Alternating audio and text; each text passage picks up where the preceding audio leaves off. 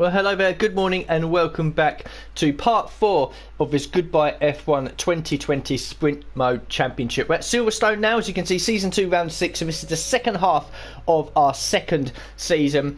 Okay, Grosjean's retiring at the end of the season. So that's 3 drivers now that are going to be leaving F1. It'd be interesting to see if all 20 that originally started, all 20 I should say, because I'm number 21 and Mick Schumacher's number 22. See if the original 20 all retire by the end excuse me, of this 10 season career mode, if I do manage to do 10 seasons. So we've got Silverstone coming up. There's all the facilities. We'll probably bump one of these up to Spec 2, or maybe even just get the durability one up to Spec 1, even though I probably won't use it anyway, just to get it all in check. R&D, we've got 2 major upgrades, hopefully at some point arriving on the car. And you can see here as well that we'll be waiting to see what updates have happened to all the teams once we go to Silverstone. We've had a slight livery change. I don't know how laggy this is going to be. For some reason it's very, very laggy, but there it is. So it's the original design, I should say, but the black bit, which was purple, is well, now black, as you can see, which I quite like, to be honest. And Simtech did used to have little black splashes across their car, mainly in the 1995 season rather than the 1994 season, which was predominantly a Dairy Milk car, purple and blue. I think it looks a bit more sharper, to be honest with you. I think that's one of the best liveries I've ever done, and I'm very, very happy with it. So we'll exit that, we'll go back to the overview screen, and we'll go to the race weekend. We're all changing now as we go into race number 6, so beginning of the second half. All of our power units have now been changed onto units number 2. Units number 1 were showing average wear like they were in Season 1, 30s to 40%. So hopefully that'll give us now a little bit of extra speed boost, I should say. The gearbox, though, is still the original gearbox. That won't be changed until after this race. Otherwise, if we do it now, to be in line with all the other units that we're changing, we take a 10-place grid penalty. Now, that probably won't hurt us because we'll probably be at the back anyway, but in the off chance that we somehow qualify 15th for this race, I don't want to be having to start last. So hopefully we can continue relative progress. You know, the first half of the season, Zandvoort was disappointing. Obviously, we managed to outdrag Latifi to the line. Australia, the first race, of course, we all know about Mick Schumacher hitting us off, and the other 3 races as well, they're seen as, be the best of the back markers, which is Simtech, Haas, Alfa Romeo and Williams. So at the workstation, qualifying and the race is going to be dry. Weather forecast development update, we'll have a quick look at that now. So yeah, as you can see, all the units now onto units number 2. So we had 36%, 33, 22, 33, that's fine. Gearbox is on 16%, but you can see we completed 5 of 6 races. So once we complete this one, the 6th of 6 races, we can change onto a brand new gearbox, but still 16% is very good. Right, progress history, let's have a look. So Racing Point have had another upgrade, and they're now right up behind Mercedes. Nothing from Ferrari or Red Bull. Renault, McLaren and AlphaTauri are now closing up, and there is now a sizable gap between those guys and Haas, Alfa Romeo, Simtech and Williams. Haas just a little bit ahead of the other 3, but I think generally on paper ourselves and Mick Schumacher are better than Haas, so we are probably the best of the back marker teams. You can see there in the season results, if you scroll down, where is Mick? He's mixing it well quite nicely. We are still leading the way of the back market teams yet to score a point with a 13th and a 14th. So George Russell needs a 13th in the Alfa Romeo if he's going to jump above us. Same for Giovinazzi. Magnussen will need a 13th and a 14th, and then everyone else below is going to need a bit of a miracle. So we are still looking okay. So we'll advance then into FP3, and hopefully then we can continue the progress going through Season 2. Upgrades are going to be few and far between. We know we have 2 major upgrades coming on the car, which hopefully should close us right up to Haas. Other than that by the time we get to the next race, which I believe is Belgium for round 7, we should have an inkling of what upgrades are going to be have to be redone for Season 3. If at all. Sometimes there's nothing, sometimes there's just one department, other times there's 2, 3, and I haven't experienced it, but I have seen before where all 4 departments, chassis, aerodynamic, powertrain and durability, all have to be legalised, and that sometimes happens in like Season 4, Season 5, when you've pretty much maxed out the car, which does mean that you are going to make a loss in performance. So we'll go into FP3 then. We'll do 1 practice session, I think. yeah, we'll just do one and then jump straight into qualifying and the race. It is dry, which is good. I do have a setup which is good, although I think last season when we did this it felt a bit twitchy, so I might have to bump the wings up just a little bit, drop the transmission down. Suspension geometry is fine. Suspension, yeah.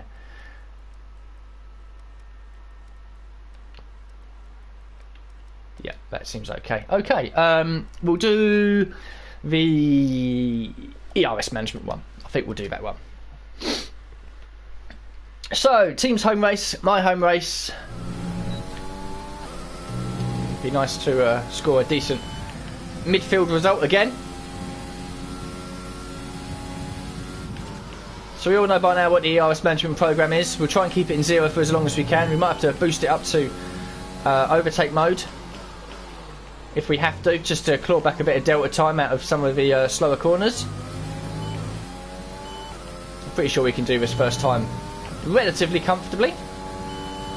Depends if the Abbey chicane is flat for us or not. Oh, easy flat.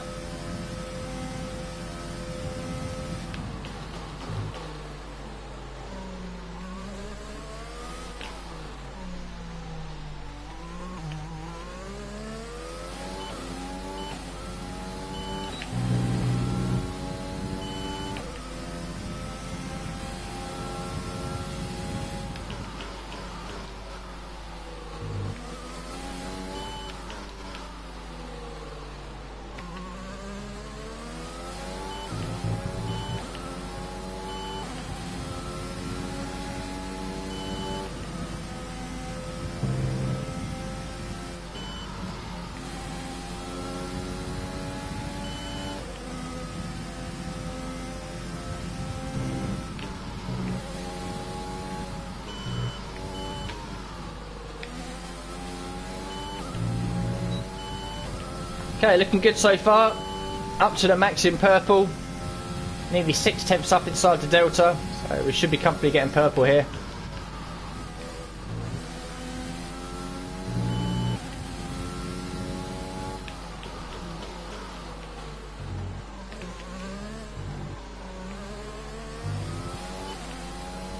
Indeed we do. Nearly a second up.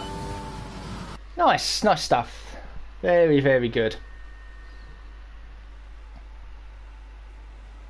Yeah, we might as well whilst we're do the fuel management one as well, whilst we're here. I think Belgium next week will definitely, or next week I should say, next race, we should definitely just do one practice program, just because it's such a long lap.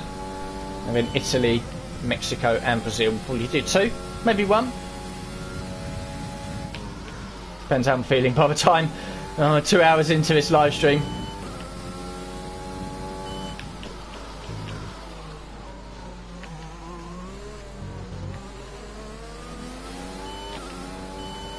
Having a car behind me on this is not ideal.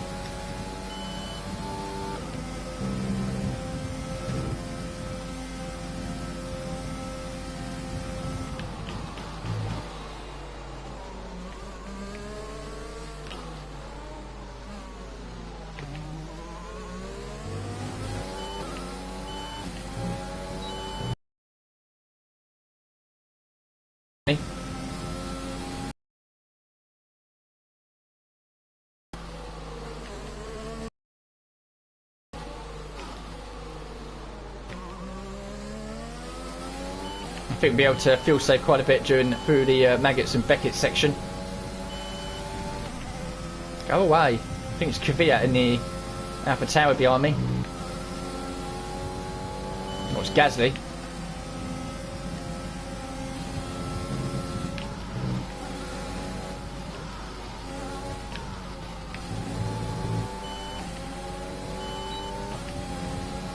Piss off. Just think about having a move. I can see him in the mirror.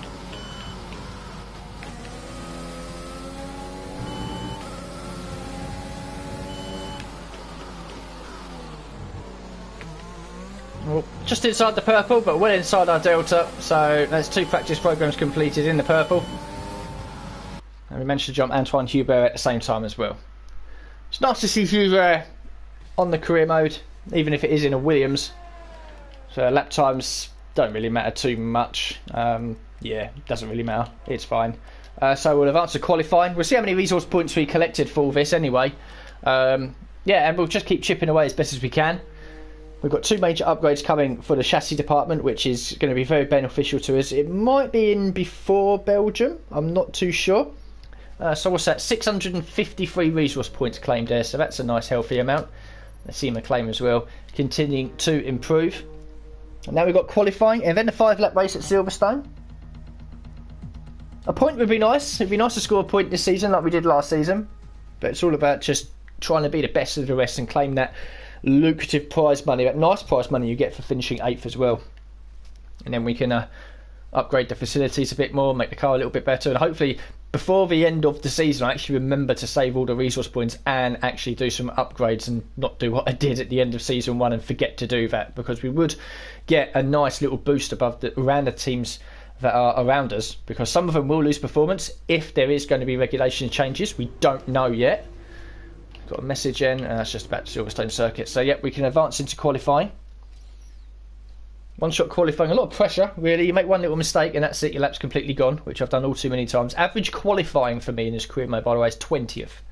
And when there's only 22 cars, it's a bit, I kind of wish for a bit better than that. Average finish though in the race is 16th, so you know, we're a better racer than we are qualifier.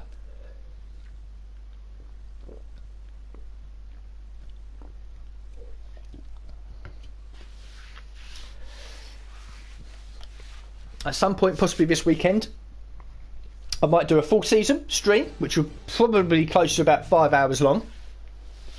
But if I've got the time and the energy, then I might just do that. Okay, here we go then. One-shot quali.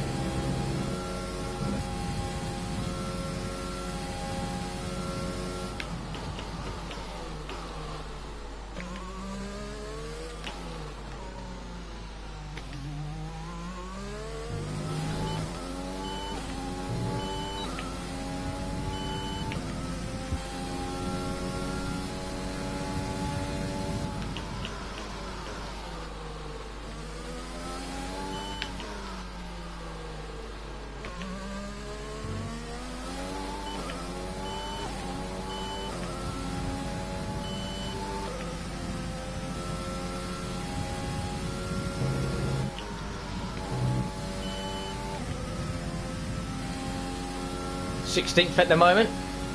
Not bad. Ricardo's the fastest apparently. That's nuts. Oh, a little bit of lift off there. That'll hurt us. Ricardo takes pole. That's going to be nuts. Especially as he's in a Renault. It's like the 5th or 6th best team. No way is Ricardo going to do it.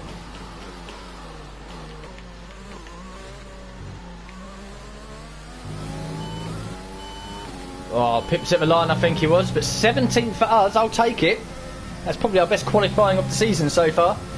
Oh, Ricardo was so close there to taking pole position. That Renault car is, on paper, according to the vehicle performance screen, I think, or at best, the 5th best. Ah, oh, look at the gap for that. That is nuts. That is nuts. Wow, Red Bull, 13th and 14th. Wow, that is a shocker. So we're 17th then. Magnussen and Russell have managed to out-qualify us. Red Bull, my God, they're 13th and 14th.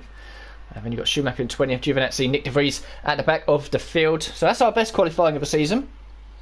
I can't get over Red Bull, how bad they were there in qualifying. Strange one, that.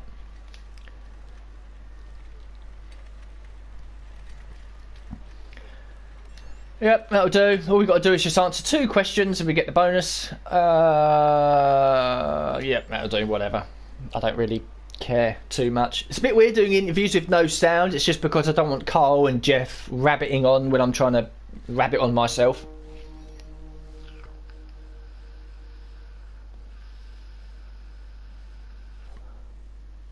So after we break down, we managed to beat Giovinazzi in that one. Acclaim goes up as well a little bit. Don't think we'll be level 20 for the team by the end of the season to secure that 5th and final sponsor, or 4th secondary sponsor. And we'll probably lose the rivalry to Giovinazzi as well. I'm not too sure where we are in the standings with that. I think we are behind by a fair amount. Not that I care. It does reduce my acclaim, but my acclaim will rise naturally anyway, I think, as you've seen. It's all about getting the team better, getting Mick better as well. I won't improve. My pace and my skill is the same as it is. But it will get better if the team gets better. If I've got a quicker car, I'll go quicker. That's just the way it is, you know. You put Hamilton in the Williams, is he going to win the championship? No, he's not. But will he drag that Williams to a place it probably shouldn't be? Yes, he will. So it's a balance between a good driver and a quick car. We've got a decent driver in Mick Schumacher. He does need further development. And we've got a solid backmarker car at the moment. If you can put solid and backmarker together. I don't think you can, but anyway. And so, as long as we continue to improve the car to make it from solid to good to great to excellent, and we can take Mick Schumacher from solid to good to great to excellent, I've got a problem if, let's say, by season 4, season 5, he's on the podium winning races and I'm still struggling to score a point. I don't care, you know. Eventually we'll be the best team on the grid.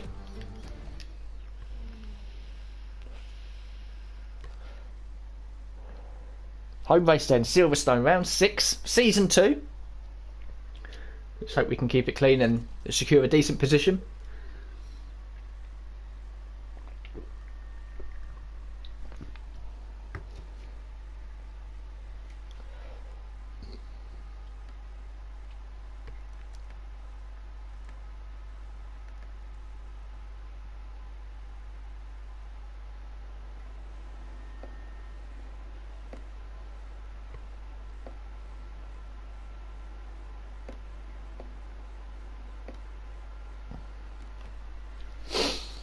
Okay, I'm not going to change anything for the setup.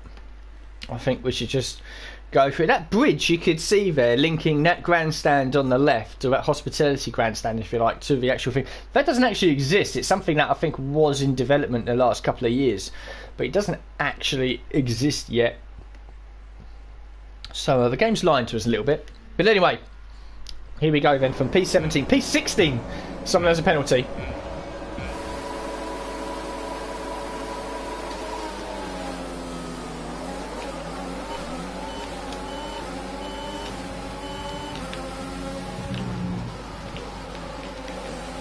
Oh, had to back out a little bit there. Oh, I don't feel confident about going against the Red Bulls. Now I do. Oh, this is going to be tight. Oh, contact. Oh, wow. I had to lift off there, so I'm going to get a gazumped either side.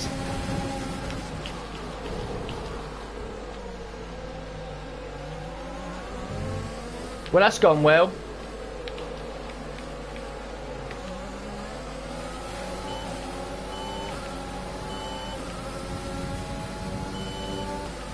We can do a bit from here. It's okay.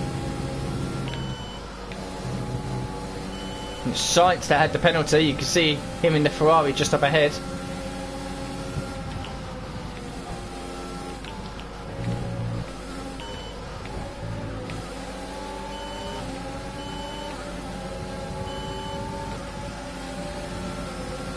Oh, the speed!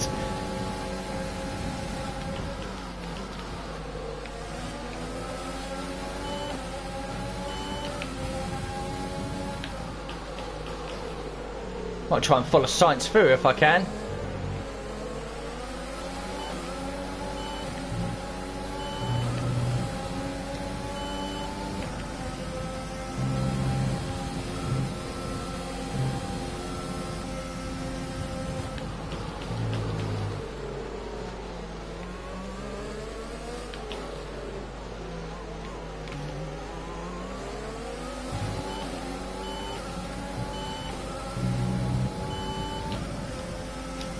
We'll drop the Williams boys, that's for sure.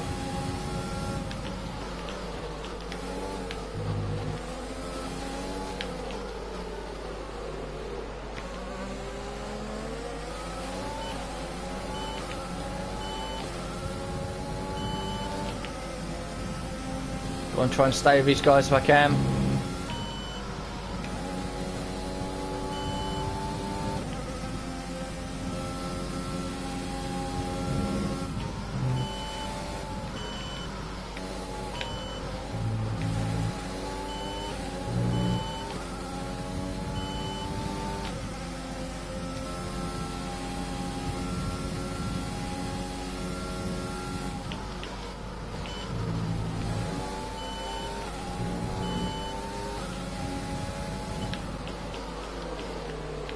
Shame we fell off the road there on the first lap, really. We made a good start.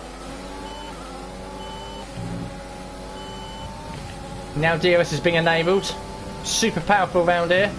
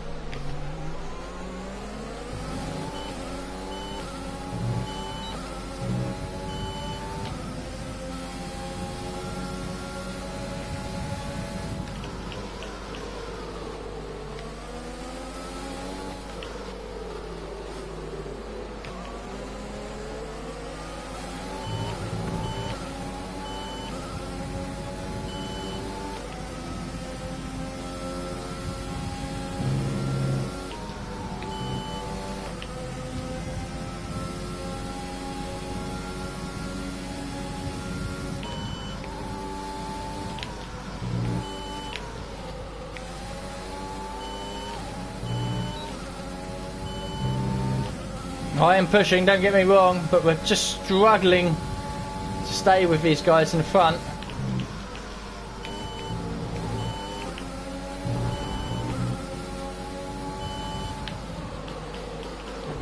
Oh, for fuck's sake.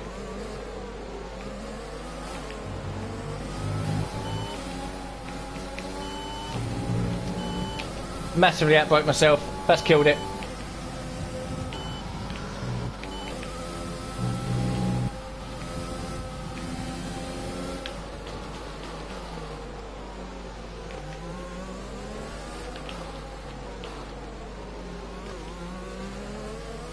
Oh.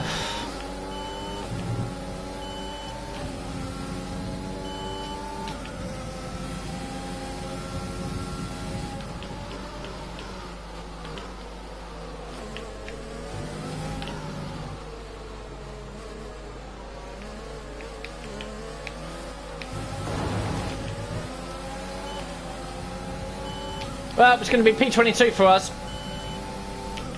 Skip ahead 5 minutes if you so wish.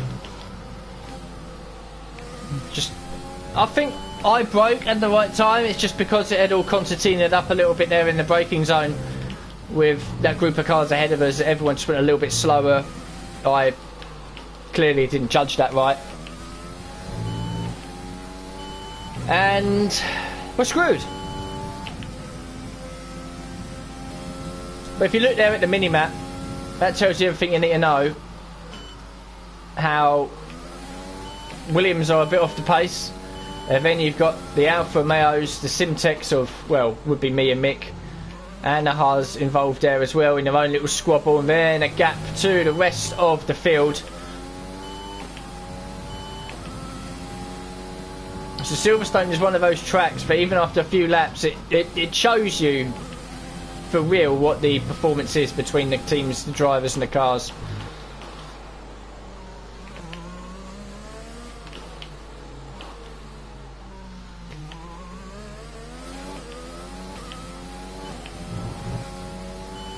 But for us, this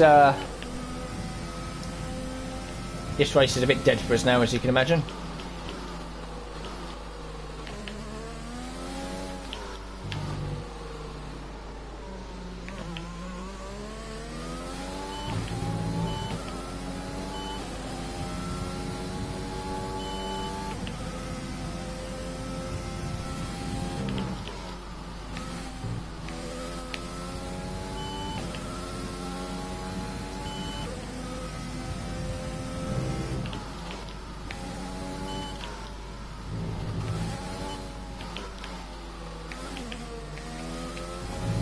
Ricardo has won the race.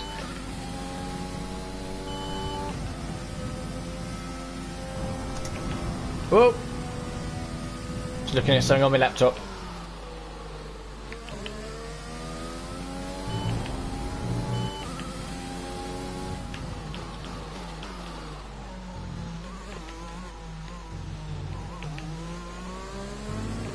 At the final corner then, here's a finish, but not the one I wanted.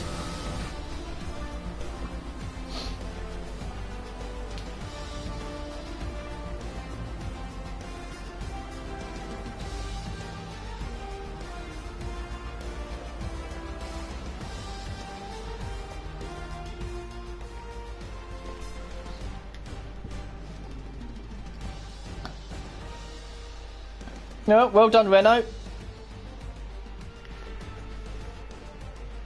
Not that I really care too much.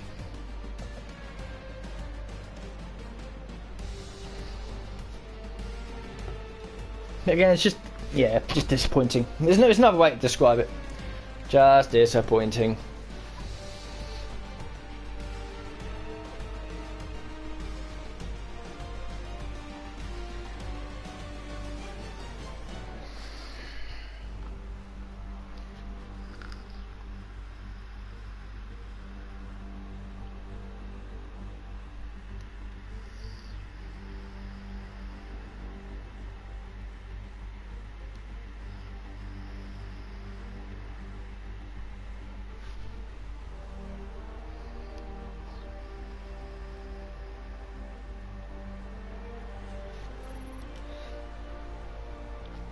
So it was Ricciardo, Stroll and Bottas then. Perez was 4th, Hamilton, and yeah, just all a bit jumbled up, isn't it really? Further down. No, George Russell got a P14. That's, I think, possibly crucial. I'm not too sure. No, we're still okay. We're still 8th, so that's good. But George Russell's P14 there pretty much draws him level with us, I think. I'm not too sure.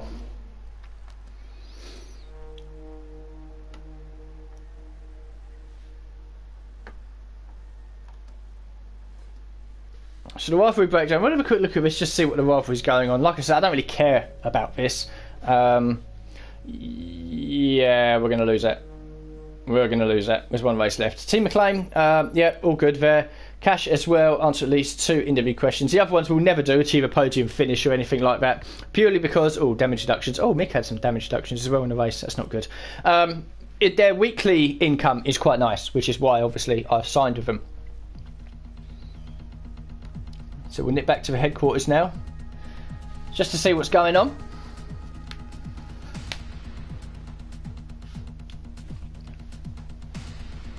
If you like what you're watching so far, this is just a sprint mode at the very end of F1 2020's life cycle. The new game is out in less than 3 weeks. In fact, just over 2 weeks. I think you can get early season access if you get the deluxe version, which I won't be getting. I'm not going to pay an extra £10-15 more just to play the game a few days early. I have all year to play it. So yeah, like and subscribe would be appreciated. There's more live streams coming tonight and tomorrow night with some Assetto Corsa Competizione racing. I'll talk about that at the end of this episode. So we've got a couple of weeks in before the season break. We've got some activities that we can do. Simulated training for Mick. Anything that we can do for the team, that's good. Sponsor event promotion, yep, that's for the team. Durability brings resource points. And then we've got 3 days there. Power department brings resource points. That's all good. We need lots of that. So we've got nearly 21 million in the bank. We could do one of these. I think it is literally 21 million. Oh, it is. So we're literally just a little bit short, but we'll get a bit more in the future. So let's have a look at some upgrades that we can do. 984. We now need over 1,000 to do some major upgrades, but I think we're very close. We've got the weekly resources and running costs coming in. So the simulated training comes in nicely. Sponsor advertisement for the drivers brings a little bit of cash. There is all of that we needed. Durability, equipment upgrade, power department focus, and some more weekly resources and running costs. So we can start the season break. But what we'll do, we'll get another R&D program on the go. Powertrain, I think we should do. Yep, this one. That's fine. When will that come in? Apparently, let's have a look. Oh, after Italy, between Italy and Mexico. Okay, whatever. That might be our last upgrade, because I'm sure that we're going to find out sooner rather than later that some of the departments are going to be under review for next season.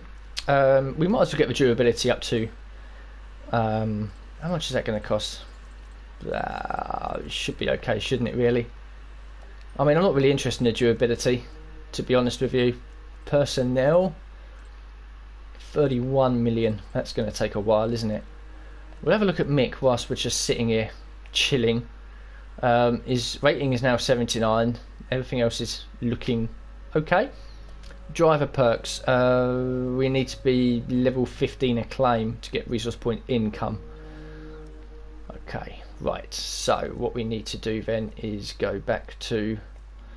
Okay, we've got the R&D thing in progress. That's fine. Facilities.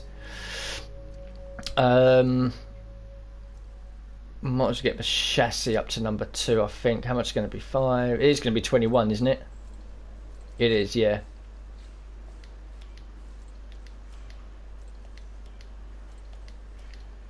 Okay, we've got very little money left. How much is it going to be to sign Mick Schumacher again next season? 4 million. I will be able to claim that quite easily. Okay, so we'll start the season break. Here we go. The valve timing has come in as a minor powertrain upgrade, which is only to do with this section of the powertrain department. So we've had a little upgrade, so that's okay. Nothing else is really going to come onto the car. We've got a message, high cash balance, power unit upgrades. Yeah, that's fine. We can't do any activities, can we? Power team building, but we lose money, so I'm not really interested in that. So the engine cover distribution and monocoque structure. Huh, what's that?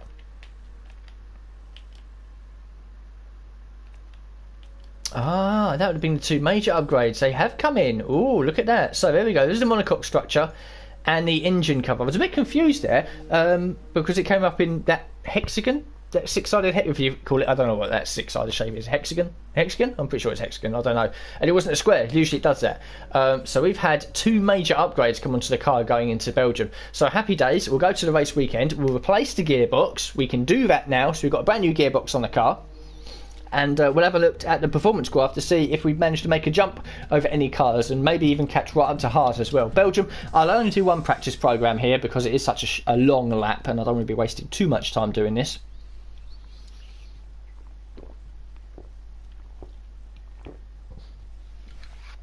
Things are going okay.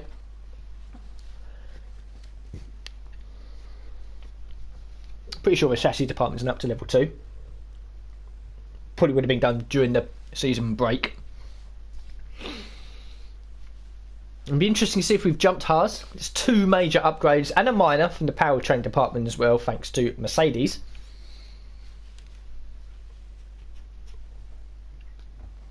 I'd be disappointed if we haven't. But then sod's law, the race is full wet. That's disappointing. Okay, that's all fine. Okay, progress history. Yeah, look at that. Look at that purple line. So there you go. There's a minor and double major upgrades. That's what it does to you. So Mercedes have pulled away. Red Bull have closed up to Racing Point. Very close between McLaren, Ferrari, Renault and AlphaTauri. And we're sort of halfway now between the back markers and the midfield. So there's definitely 3 groups there. The top 3, and then the midfield, and then the back markers, which we're now pulling away from. Williams have had a sizable upgrade as well and actually have overtaken Alfa Romeo and closed up to Haas, whatever you want to call them. We're still 8th, but I'm pretty sure, yeah, George Russell now has 214th. So if he claims a 13th, he was going to jump ahead of us. So that's concerning. So we'll skip then forwards to FP3. It's the first wet race of the season, which, you know, it's Belgium, so it's going to happen probably. So that's disappointing, because it would be nice to have again, to change the weather and just have clear, perfect conditions all the way throughout. 5-lap wet race around Belgium is going to be very difficult.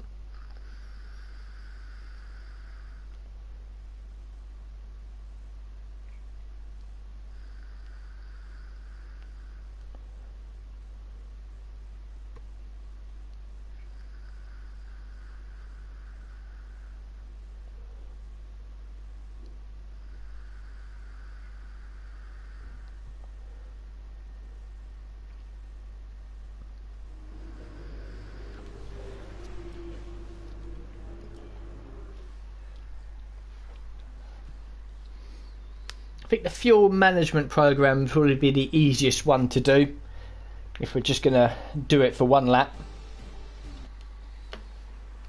Do I have a setup? I do.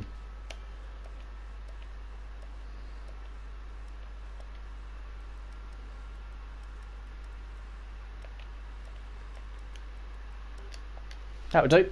Oh, no, go back into that screen. So yeah, fuel management program I think should be easily achievable. All we've got to do is just drive the circuit and not make any too big mistakes. Just a one practice program as it's such a long lap.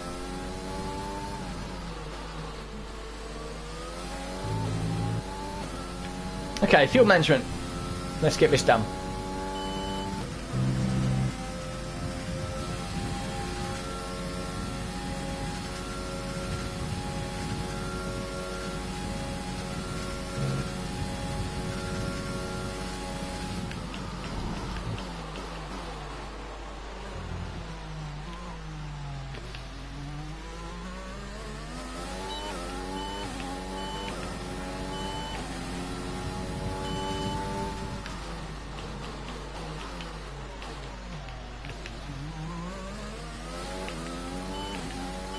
Not the best first corner.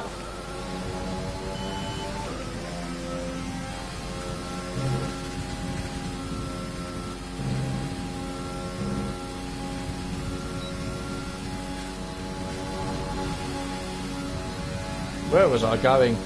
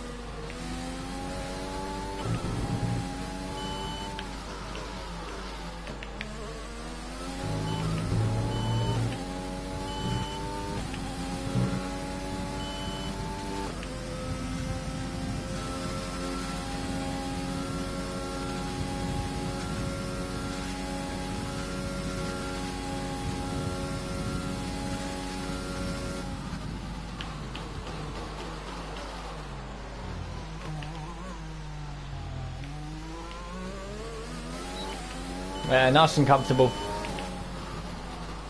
Good stuff.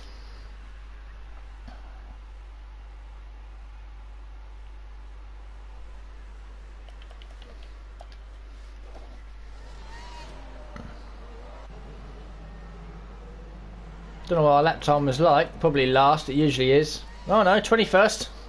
Although Hubert was on the hard tyres. But good progress from Mick then. Slowly closing up to the midfield, which you'd expect him to do.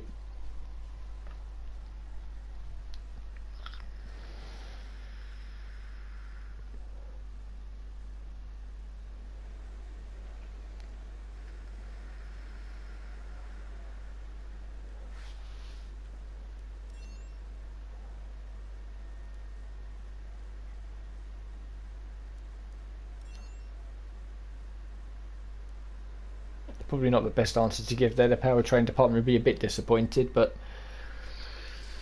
had to answer two questions. You don't know if you get them at the end of qualifying the way, sort of practice session. Sometimes you don't get them at all. You've got to get that money in.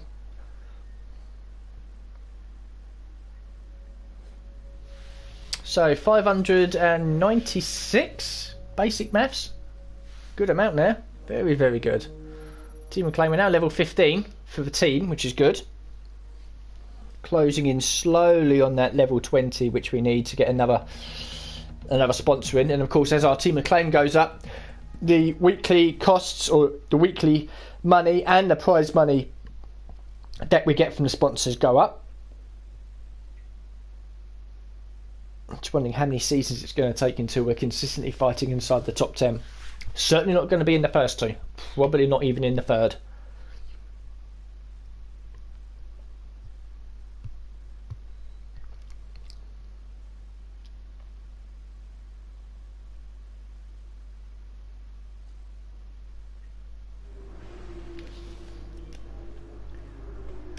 Okay, off to qualifying. It would be nice to not be last year, but I am just ever present of the fact that it is wet. And that's not good. We don't need that.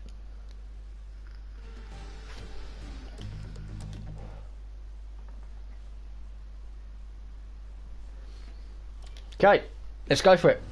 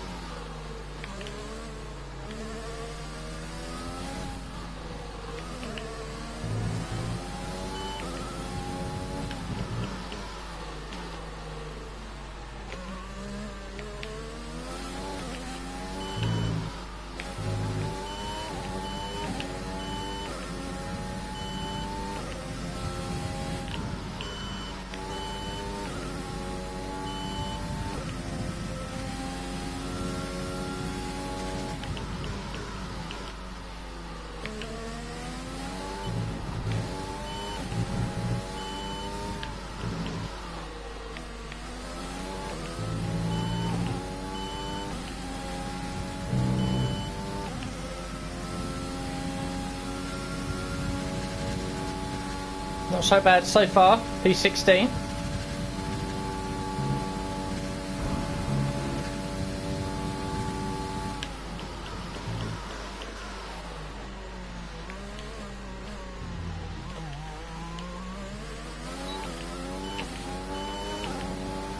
It looks like the position will take.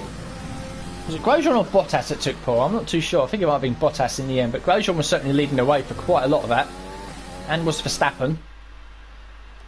So it might be quite close at the top then between them three. Oh my god, it was. And Ricciardo was up there as well. Grosjean lost a little bit of time. Ricciardo's really good in that Renault at the moment. Not too sure why. Okay, 15th and 16th. Mick out qualified me, but there's a gap there to the rest of the field. So the upgrades have worked. We're definitely the best of the backmarker teams at the moment. But unfortunately, the race is going to be wet. So I'm expecting to go backwards and possibly pick up damage and crash and spin in the conditions. So yeah, pretty disappointing. It's going to be wet. And we've got some more questions now. Who's my biggest rivalry at the moment? We could go for one of these, Nick De Vries or Hubert. I think De Vries is probably the worst driver. That's good. As a rivalry here, we might be able to actually win. Because I don't think we've won one yet, so going for a Williams driver is definitely beneficial to us at the moment. It'll improve our claim by 500, which won't be too much, but at least we managed to win a rivalry at least. And that's always nice.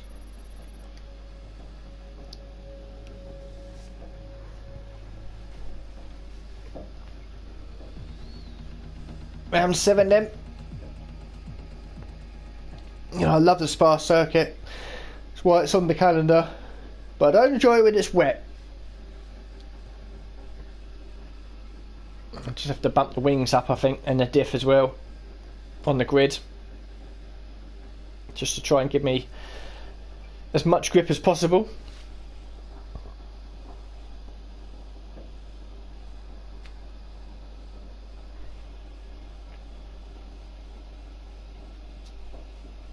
Hopefully though, the next race at Monza, which is another track I do like, we can really show the upgrades there. 5 laps in heavy rain around Spa is not for anyone really, certainly me.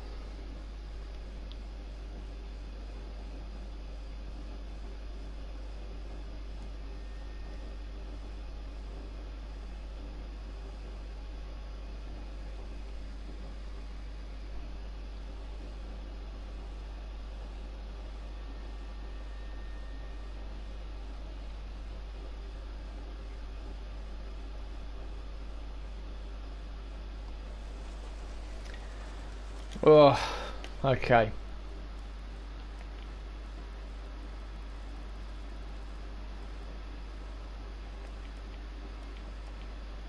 That'll do. Okay, here we go.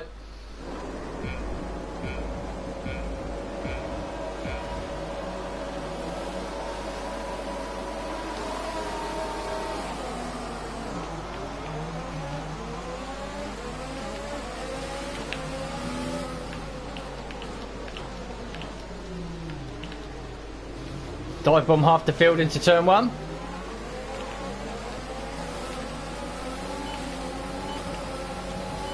I'm already scared for Erosion. Badion.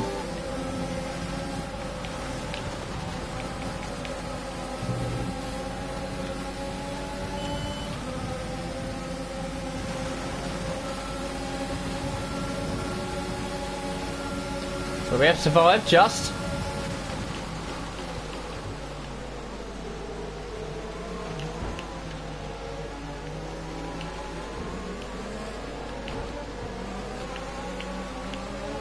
Little contact going on behind me.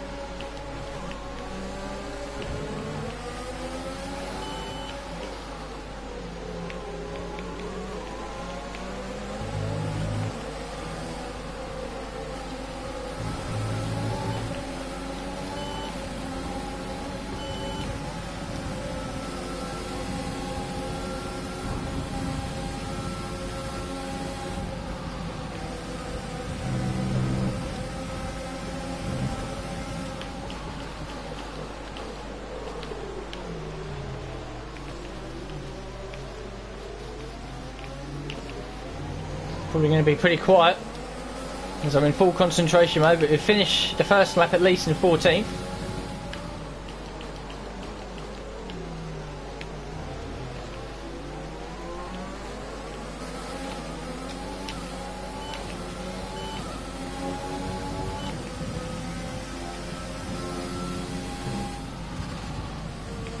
Oh god.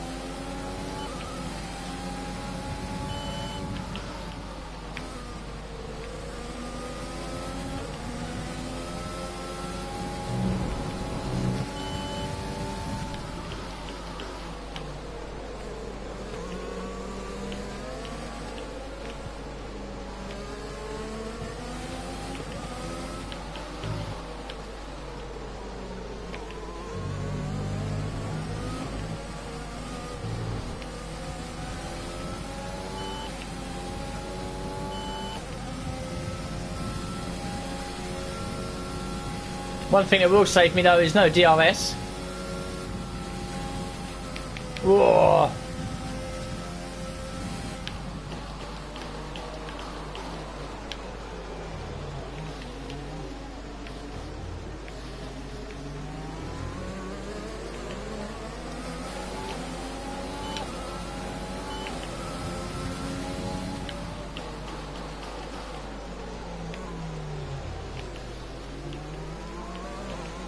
Safe to start. I am struggling in these conditions somewhat. I'm kind of holding up the guys behind.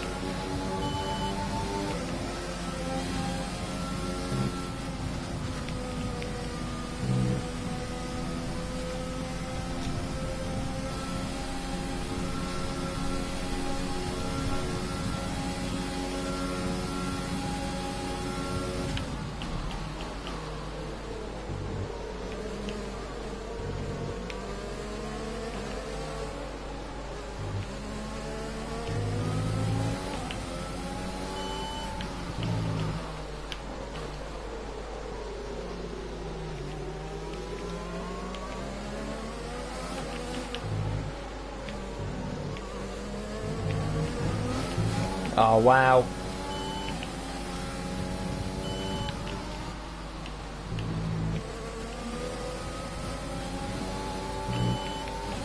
Well, having said that, a little bit of front wing damage might actually help with the oversteer a little bit.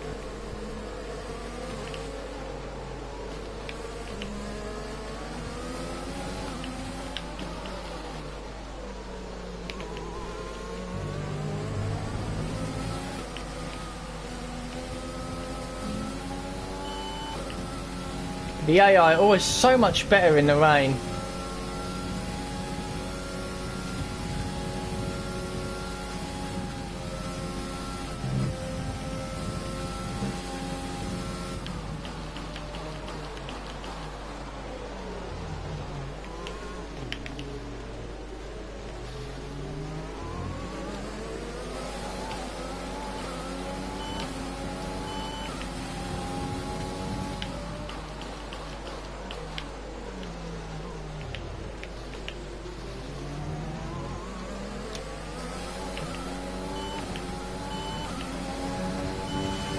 So that for them.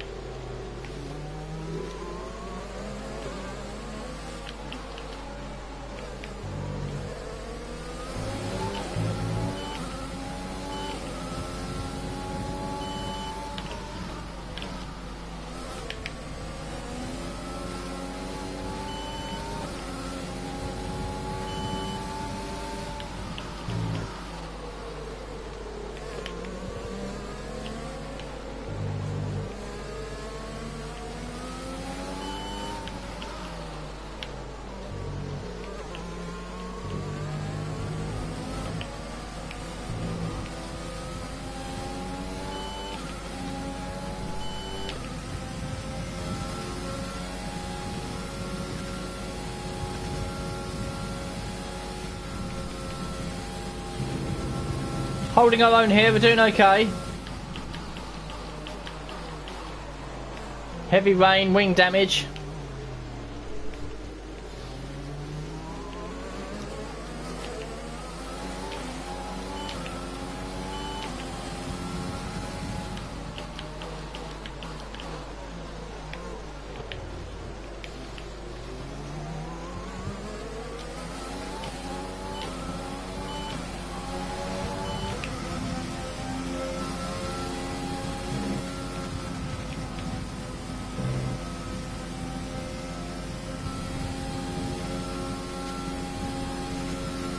If we can bring it home for a P14, I'll take it.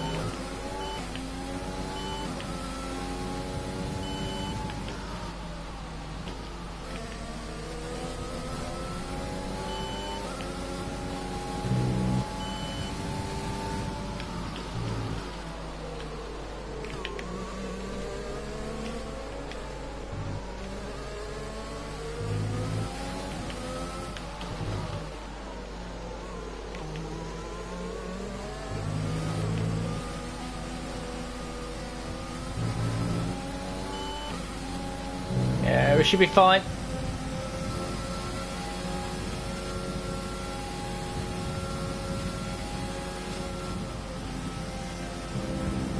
Just a bus stop chicane to go now.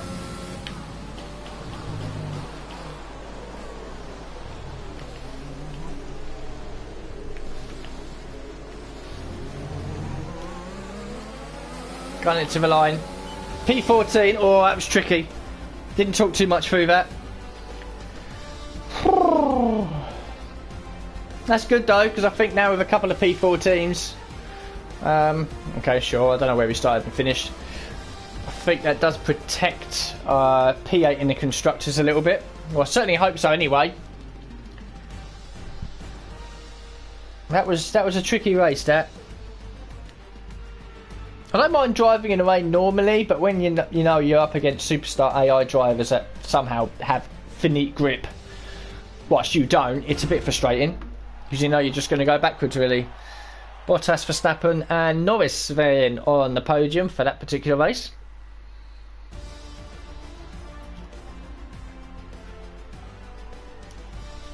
As for other results, Hamilton 4th, Grosjean, Stroll, Kvyat, Albon, Ocon, Gasly. We were 14th. There was another car in here. Oh, it was Leclerc. He must have had a penalty then. He could only manage 19th. Mick Schumacher was 17th. So, good all-round performance. As for standings, Bottas leads ahead of Hamilton, Verstappen, Stroll and Grosjean. The constructors, Mercedes, Red Bull, Racing Point top 3. Alfa Romeo go ahead of Haas. We stay in 8th, so that's good. That is good news. 8th is probably the best that we can do this season, unless we get a really lucky race and win or something like that, which probably isn't going to happen.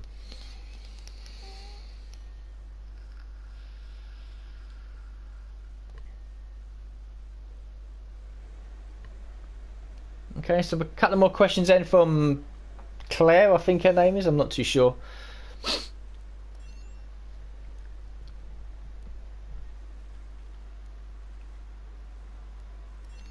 Go for that one, but usually I do hate rain. Well, no comment that one. Doesn't matter. We've already done the 2 questions that we need to do anyway, so that's fine. That bonus comes in. The other 2 don't, of course, because we're never going to finish in the podium anytime soon. And that's 2 races of the 5 done. We've got Monza next. I hope that's dry.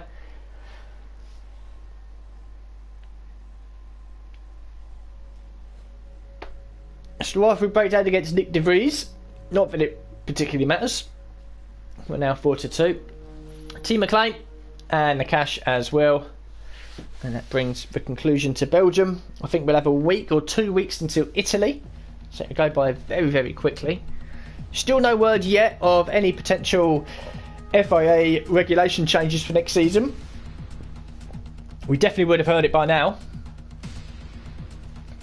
Especially coming into the 8th round. If there was any murmurings, we would have been told. We'll read the messages, there might be something now as we get back to the headquarters.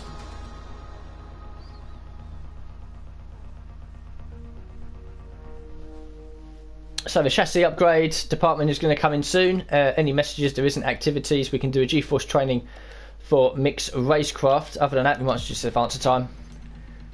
So the chassis department now comes in. Level 2, we'll go and have a quick look, see what that looks like. So there we go. And yeah, some more stuff on there. It's going to cost 25, 37, 52 million. Wow. Wow. 52 million. But there we go. That is the that is the chassis department. Now spec 2, which is nice. Then you get up to spec 3, then that's it done. Weekly resource point generation now 260. Weekly running cost 120. There's nothing much else we can do. 17th of September is going to be a while. Kind of want to save the resource points at this point, because if you look here, we've got 3 major upgrades on the chassis department that we can do. We've got 2 major upgrades in the aerodynamic department and 2 major upgrades on the powertrain department once that final one comes in. So some big progress that we can make, and I'd rather just wait to do it at the end of the season rather than sort of mess about now. So I think we'll be saving up the resource points. Don't know how many we could end up with by the end of the season. Around about 4,000 would be quite nice.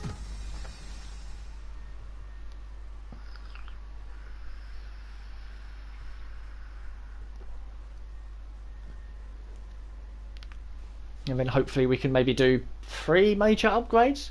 And any upgrades you do, whether they're major, minor, ultimate or whatever, at the end of the season, and then when it transitions to the next season, so you've gone through pre-season, they automatically get put onto the car. Still no word yet of any changes. I was expecting a message. So I don't know. I'm in two minds really. If the regulations stayed the same, then we know where we all stand going into the new season. If they did change, then it depends really of what it's going to be and how it's going to affect us. Yeah, that's just saying that the chassis department can do more upgrades at a quicker time. Yeah, there's still no message then about what's going to happen for next season. So the updates at the moment, you can see there, Haas have had a little one. AlphaTauri have closed right up to Ferrari, Renault, McLaren.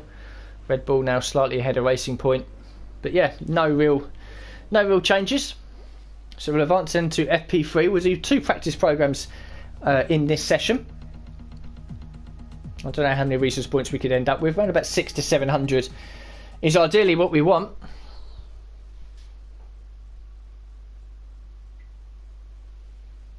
And just keep chipping away, slowly developing the car, hopefully doing it at a slightly quicker rate than everyone else, so we can slowly move up towards the midfield and then eventually the front of the field.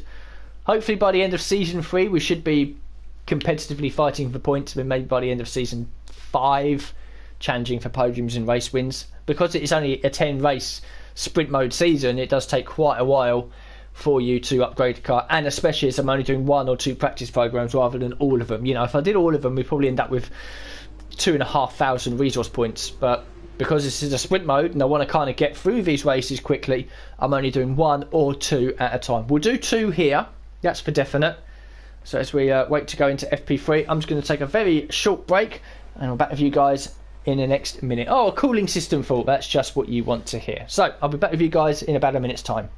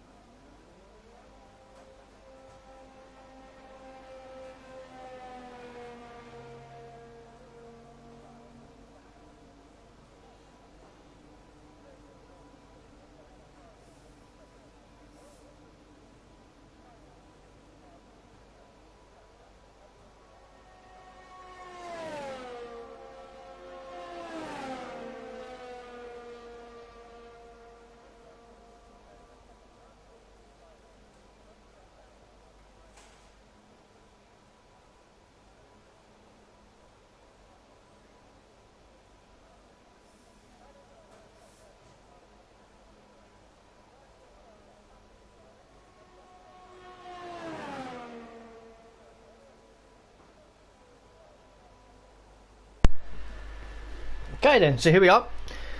I've got a Monza set up, so we'll chuck that on the car. There it is.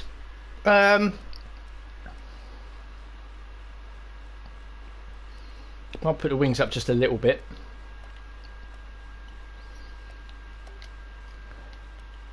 And yeah, so fuel management, we'll get that done first. Oh, could we do the track acclimatisation one in this? Be fairly easy to do. Yeah, we'll do the track acclimatisation one. We haven't done this one yet on this episode. It should be relatively comfortable to do. You'd hope anyway. Anyway, here's the car. Looks slightly different. You can't really see the black on there, but it is on there now. I hate to think what our top speed's going to be. 215 maybe at the end of the main straight.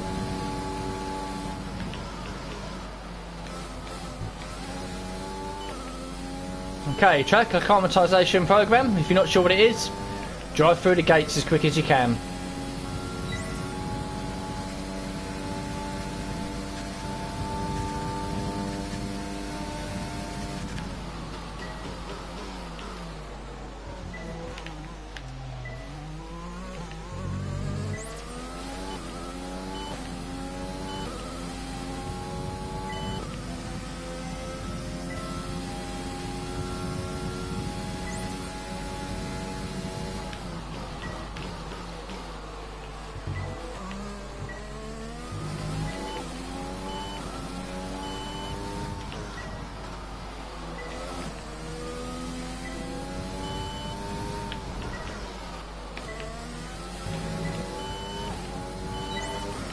A bit twitchy through Lesmo with a low downforce. It'll be the same for Ascari as well, just up here.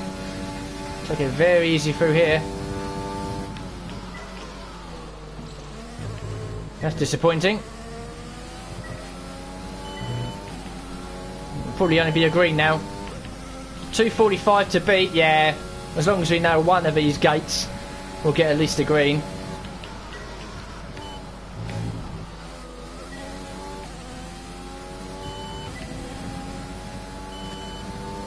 Be nice to have got purple, but we'll take a green. Fuel management would probably be a good one for this. Maybe ERS. In fact, I think ERS would be better actually, because we've got such a high top speed in this car anyway that we don't really need to use that much ERS. And the more we save, the more we can use if we need it. A couple of cars ahead of me now is not ideal.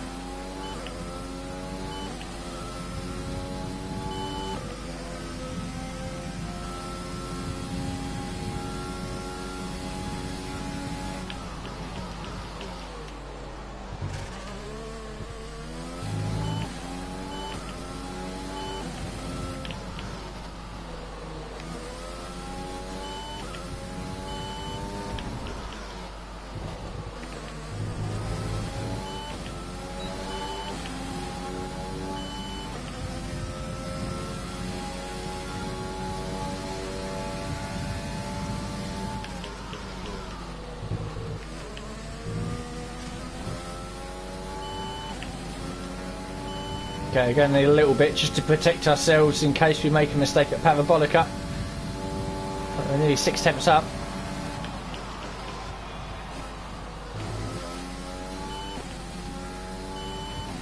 Easy purple, which is what I expected.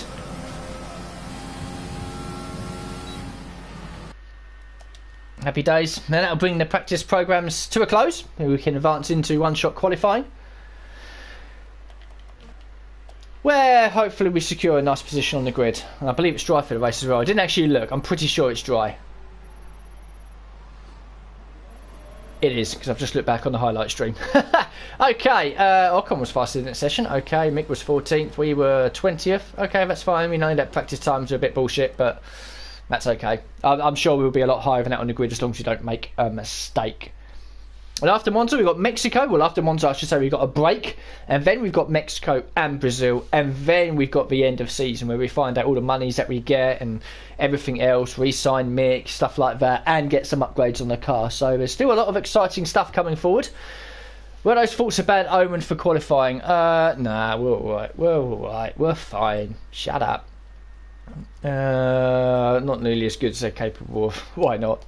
Cause a bit of controversy. Not that it matters. Not that I care. It don't matter. It's fine. I'm only focusing on myself, my teammate, and my team in general. I couldn't really care about anyone else.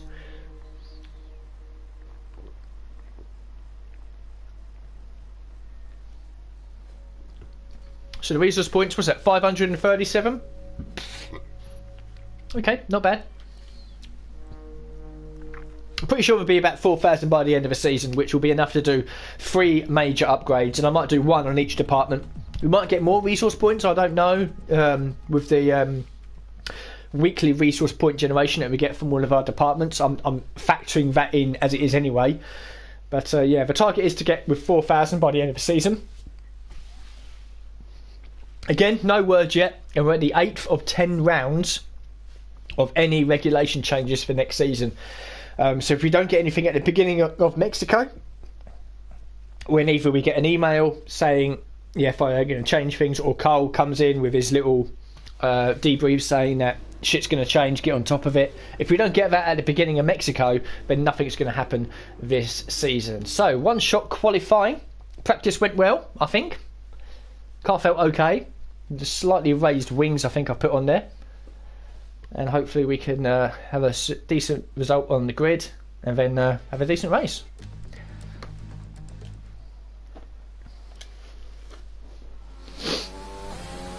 Okay, the 10th of the speed. What can the dairy milk car do?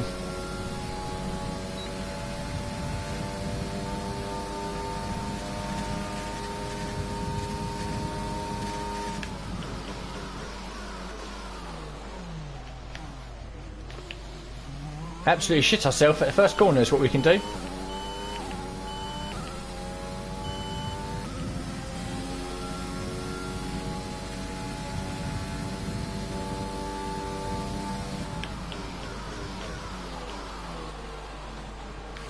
And the second one as well for good measure. And the third one, we're one wide. Missed the apex on the fourth one.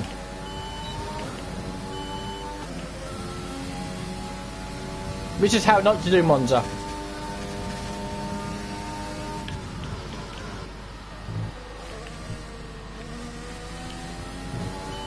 On the power too early in the middle part of the Scari. Can we at least get parabolica right? I'd like to get one corner right in this lap.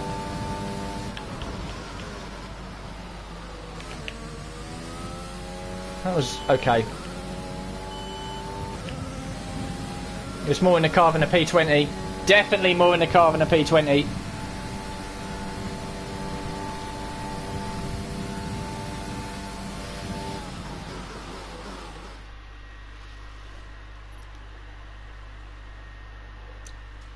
That was disappointing. Oh my, look.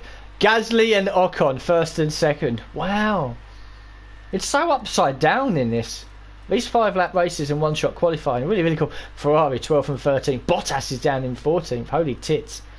Making 15th, well done for him. We were 20th and clear of the Williams cars. Gasly, pole position at Monza. Wow. Not the first time he's been P1 at Monza. We all know that.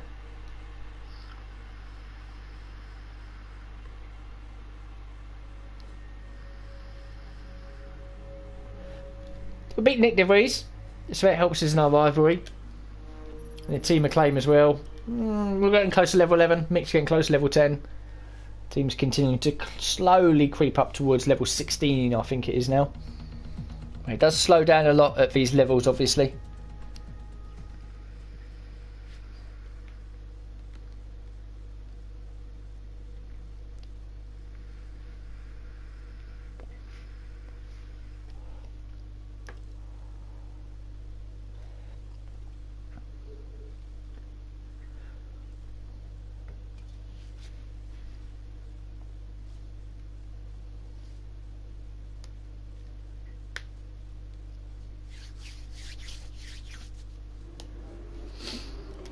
So we've got a message from Jeff, which is just a pre-race. We'll go to the race, so it's going to be dry conditions, which is what we want. Starting from P20, hopefully we can dive bomb half the field going into the first chicane, and maybe the second chicane as well. Hopefully pick up no damage and try and secure a decent result. We've had a 13th and a couple of 14th, so that's good. That keeps us ahead of all the drivers and teams that have yet to score a point, and it could be very well that we're looking at another P8 finish. Back of the grid, let's see if we can push on from here. That's the idea. The Williams car's behind me, everyone else ahead. Let's send it.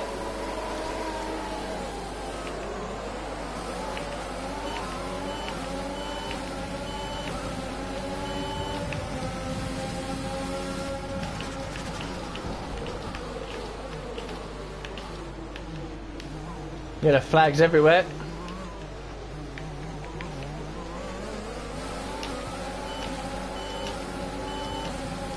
Okay, up to 16th head of Leclerc.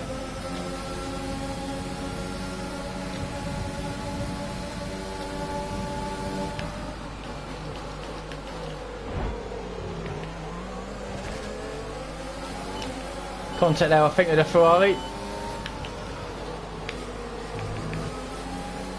Good start though.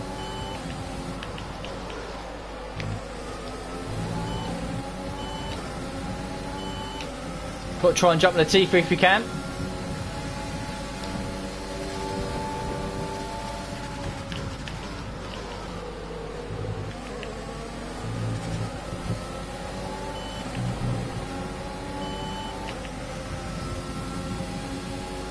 We've got Leclerc and Bottas behind us, so they might be fixing to get past. We've got Magnussen up here as well in the Haas.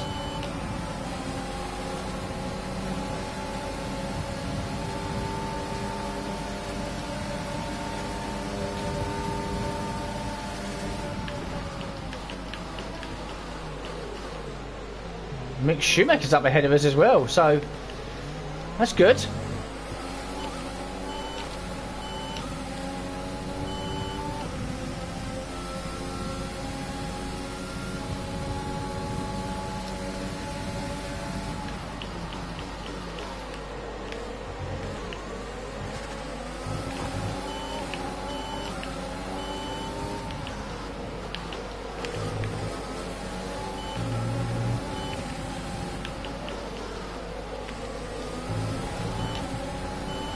Oh, when DRS is active, that's going to be crucial, I think.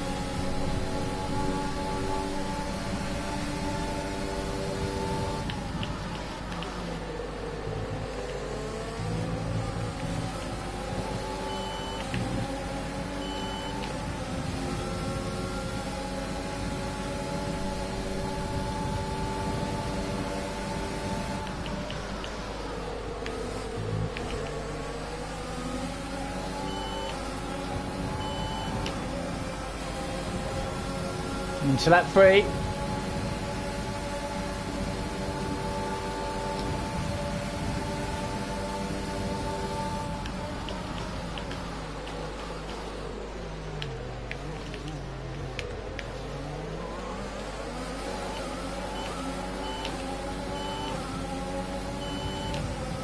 Got to be wary that the AI are going to brake a little bit earlier once they're in a queue of cars like this.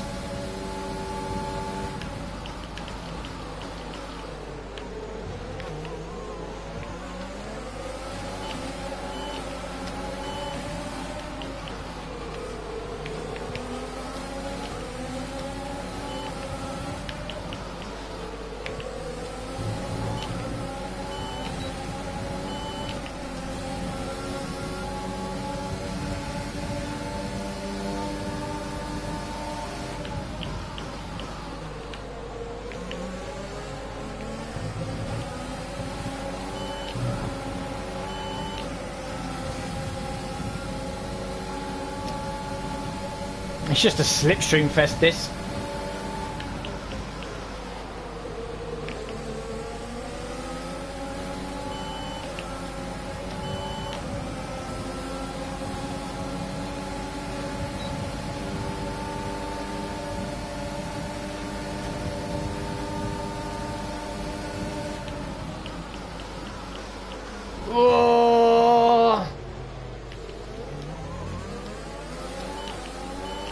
Okay, my fault. I'll let Mick go.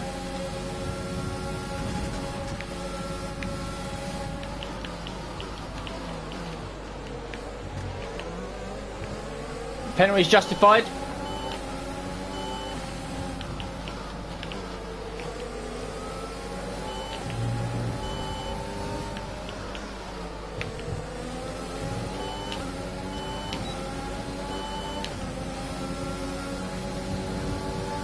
We'll try and protect Mick if we can.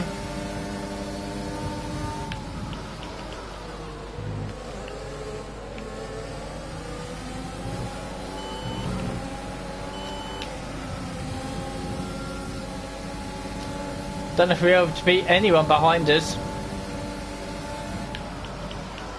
With this 2-second penalty we've now got.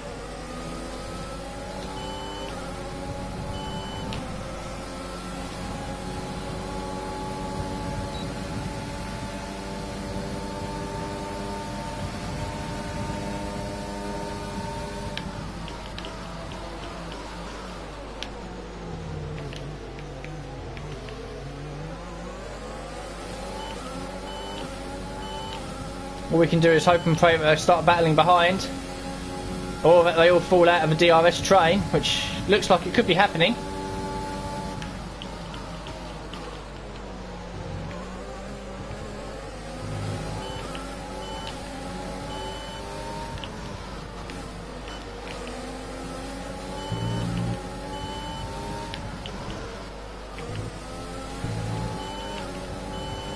We'll protect Mick here in 13th, got Bottas behind.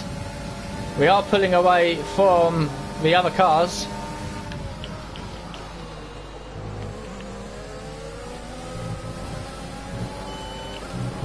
So we might end up in 15th here.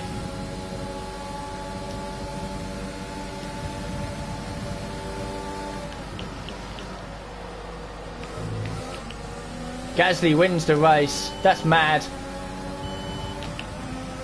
14th across the line. 2-second penalty would drop us to 15th. That was sweaty though. Fun but sweaty. Mick gets his best career result in 13th as well. So it's 2 drivers now. Hey, I've got driver of the day. There's 2. Both of the SimTech drivers now have a P13 to their name.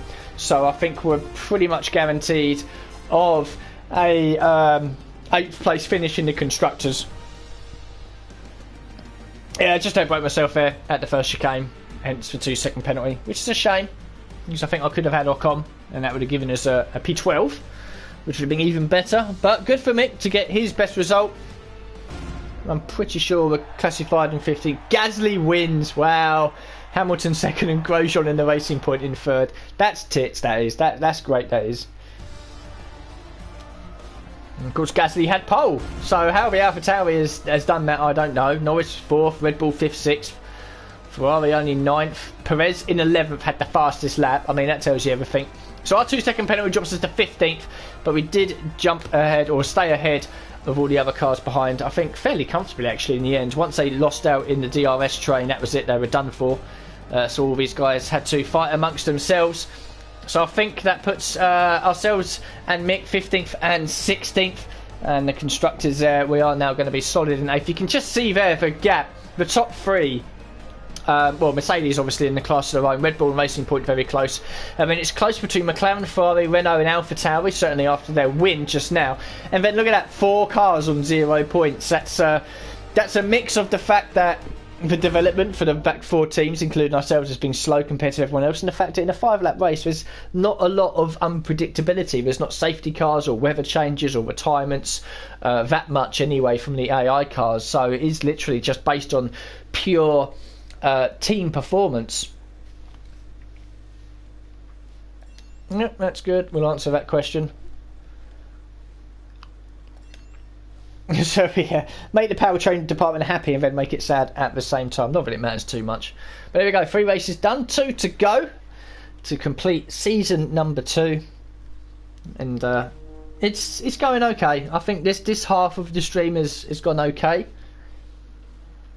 Silverstone was disappointing with the wing damage. Well, if we break down the team acclaim, the cash as well.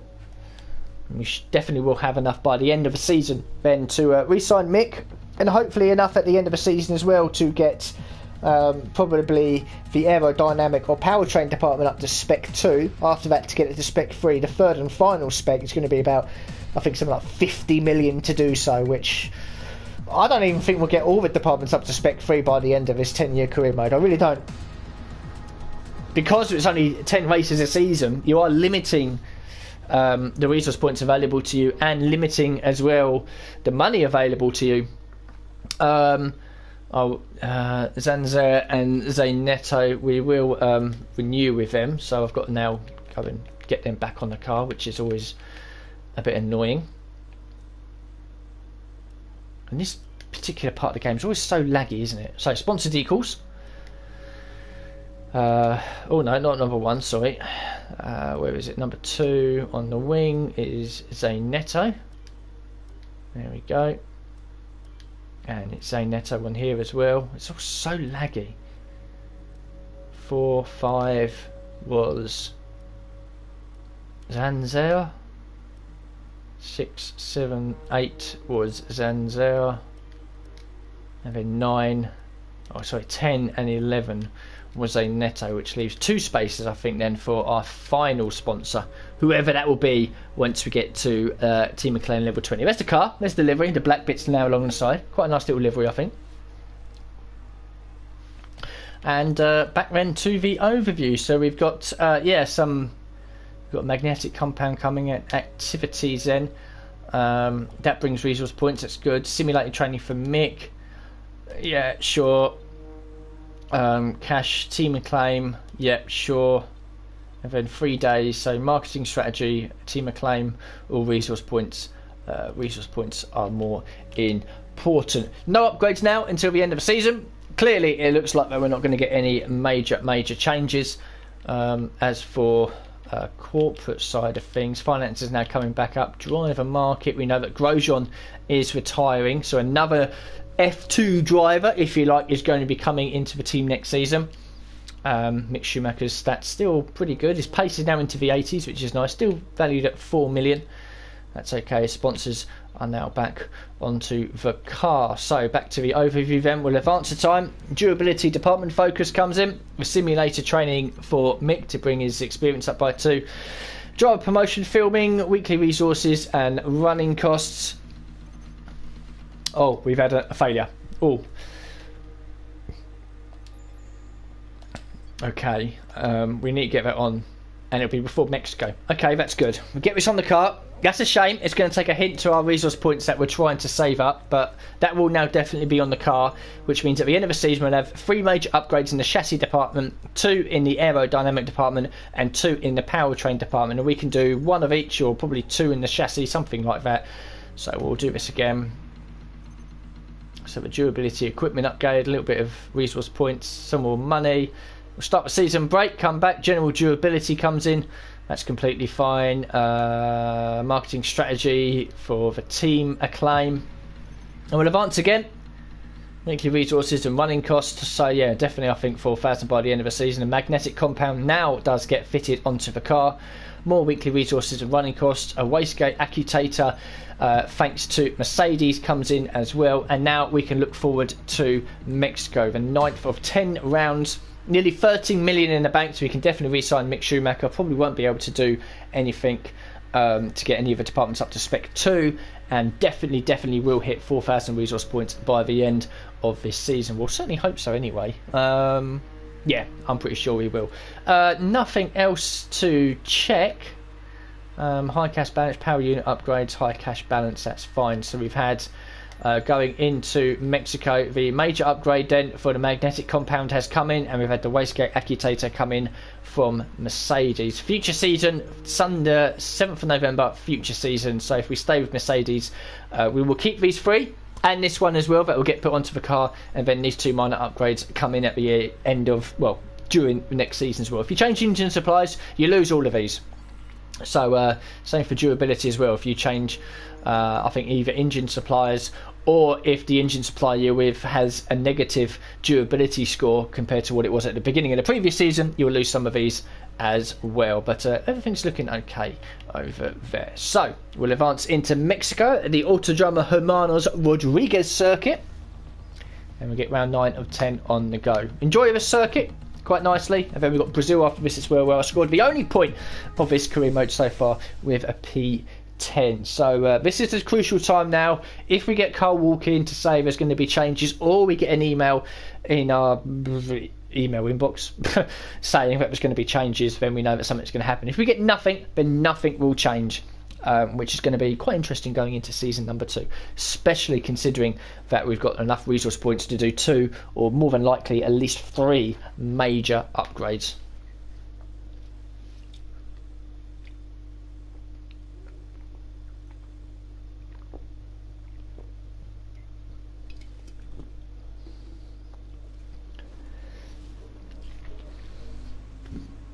Okay, well, Carl hasn't walked in. Dry qualifying in race, which is good. Weather forecast, yep. Okay, so it looks like nothing's going to be changing. So let's have a look then at the progress history.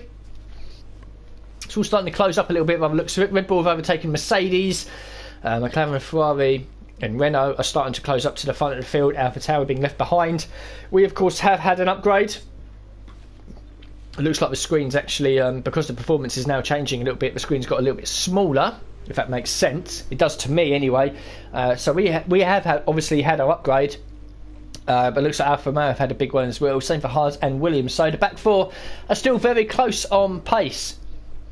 So yeah, slightly disappointing that we couldn't close a bit more up to the midfield, but I'm sure we can in the off-season with at least 3 major upgrades. I'd be very surprised if any other team manages to do that as well. So hopefully we won't be scrapping around for the lower midfield positions for long. I mean, the target is to beat the Alfa Romeos, Haas and Williams cars, which will put us, I think, something like 16th and 15th, something like that, on average.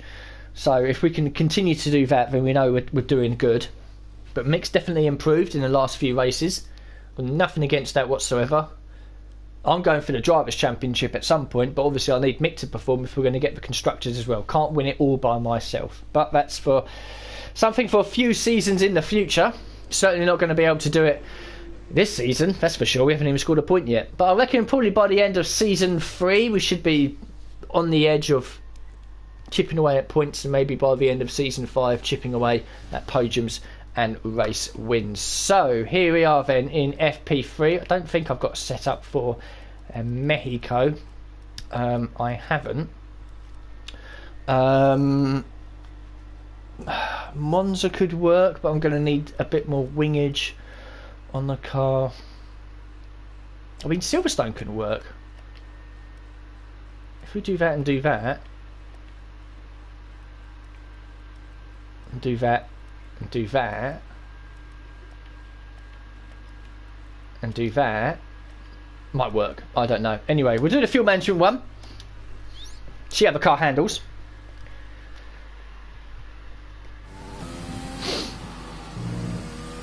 It'd be nice to finish the season on a high.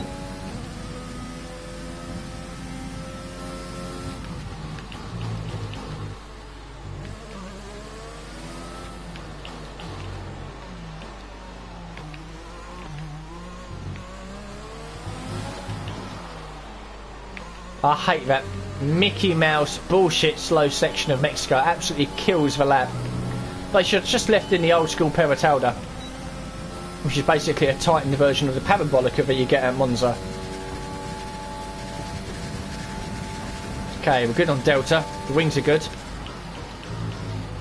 Now we've got to do now is just find time to feel safe around here. Should be easy enough to do.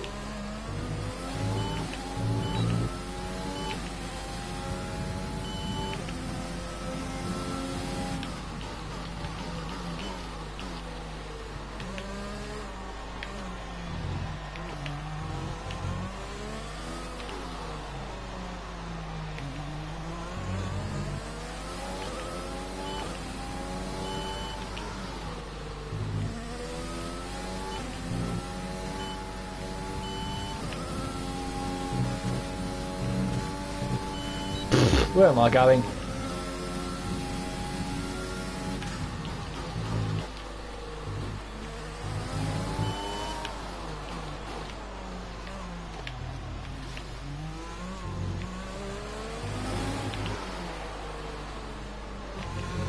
Oh, the understeer. Wow, okay. Well, it's all good. We managed to do it. We'll lose a bit of money and a bit of time in the pits here fixing the wing, but yeah, a bit of understeer there at the final corner. That's not ideal. We'll accelerate the time quickly. Lovely. There we go. ERS management could be a good one. Yeah, we'll just do ERS management.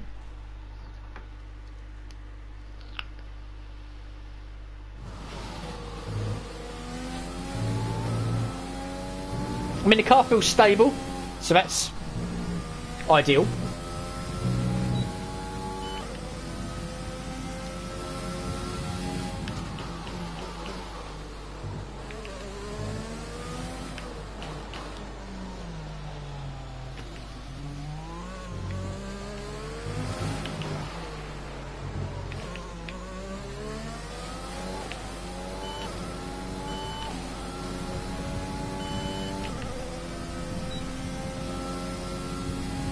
Okay, this should be relatively easy. can boost a little bit out some of the slower corners if we need to. Or if we get turn 1 completely wrong.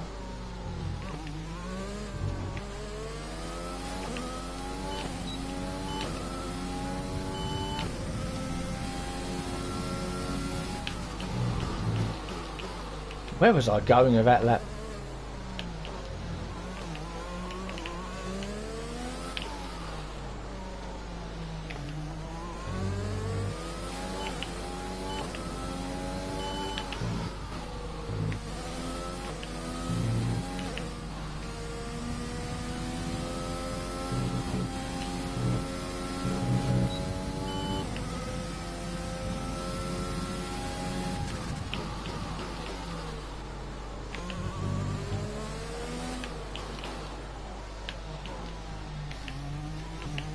Okay, the delta time's a bit worrying here.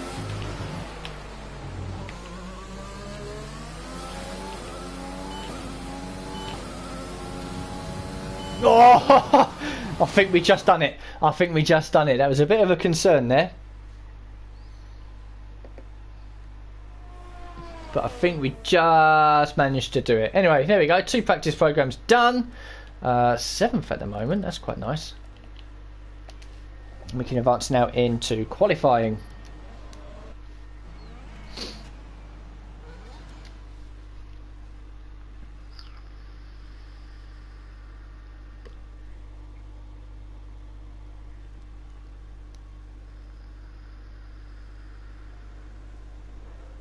Okay, well here comes the obligatory 2 questions then from Claire. Yep, I'm happy with how things went. Chassis, yeah, sure, why not?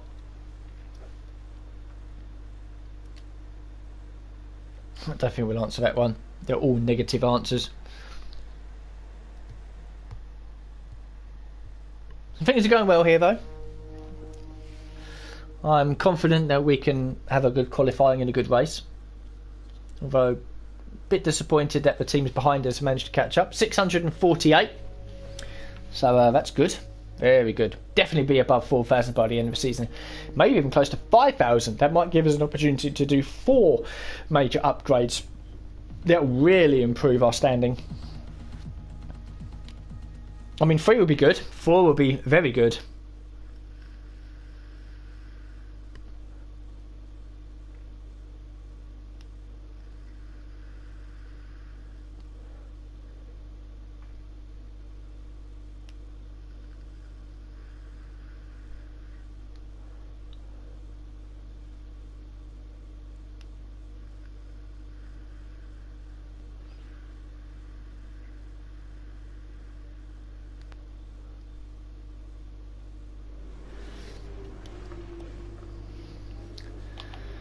So then, let's have at it for qualifying.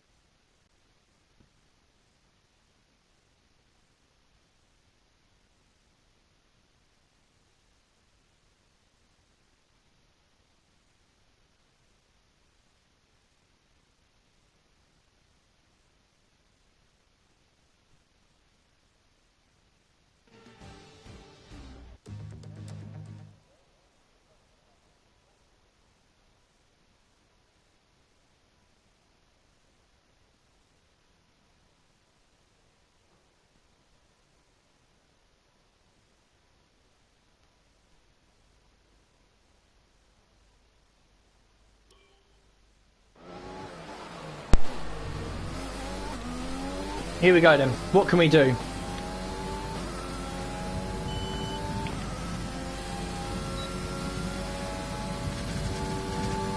P1 down the straights. Oh, lost it now.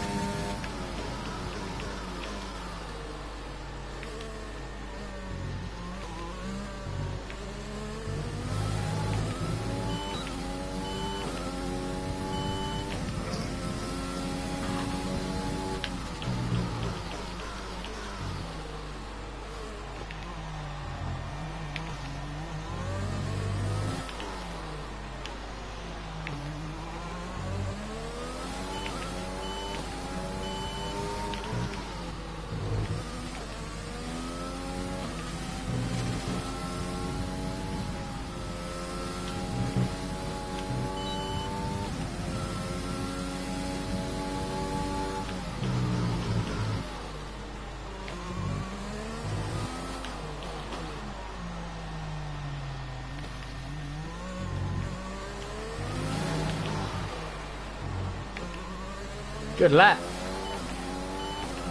P14, I think, across the line. It is P14. Good stuff. Good stuff. Progress. We're showing progress.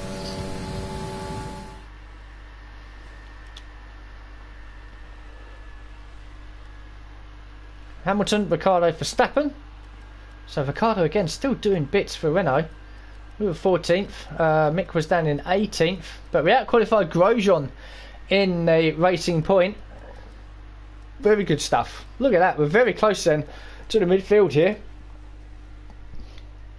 I chose Mexico on the calendar for a reason.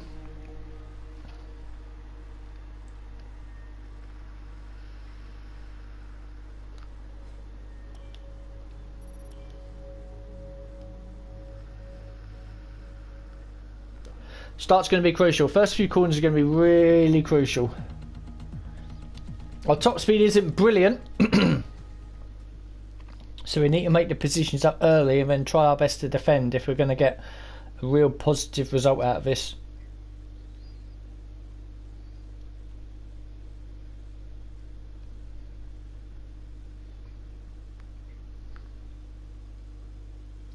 That's good though. 14th in one-shot qualifying, and I'm not strong in qualifying. I'm better in the races. We've already seen that. So it's good to see. The setup works around here as well. I should probably save that setup actually and just go like, yeah, I think once we get onto the grid, I might, if I can, save the setup as like Mexico Sprint or something like that, just so I know to use this next time, because it feels nice around here.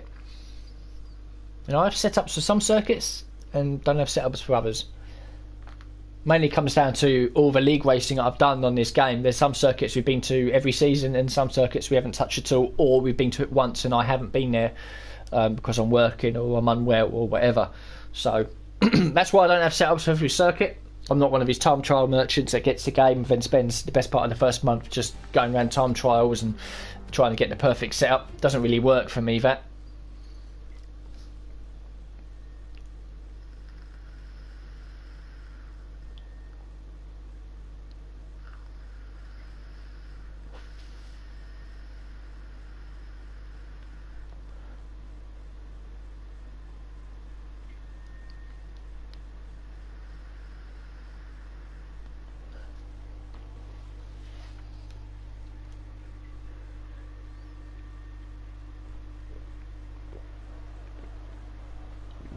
Okay, we're 12th.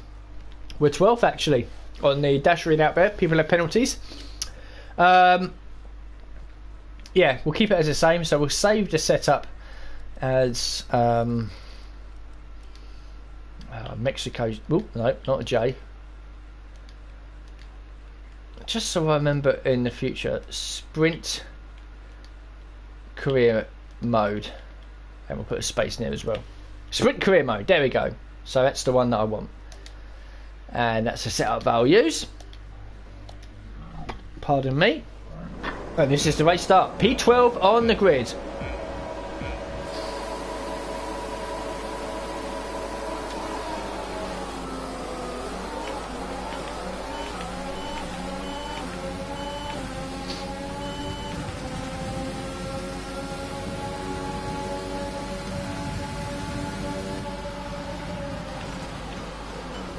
Got a nudge from behind. I'm going to have to take it to the grass here.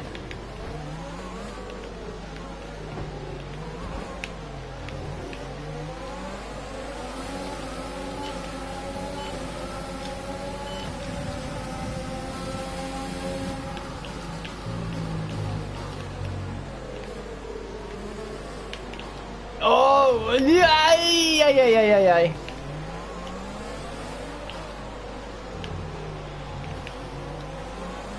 Jump past Kvyat in the McLaren. And we find ourselves in the points. P10, come on.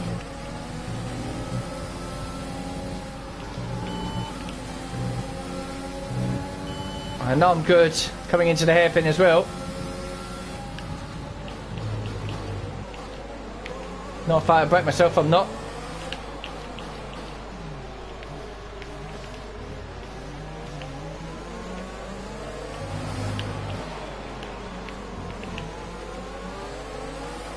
Oh, and people are pitting for damage as well.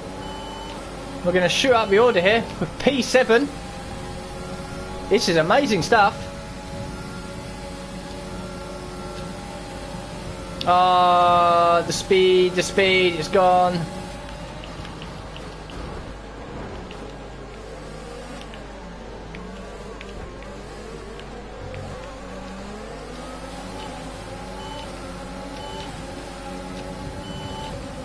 We're now right up amongst it.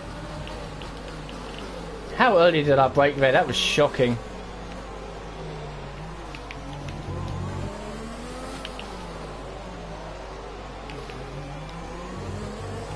Look at Schumacher up in 11th. I know I'm strong round here.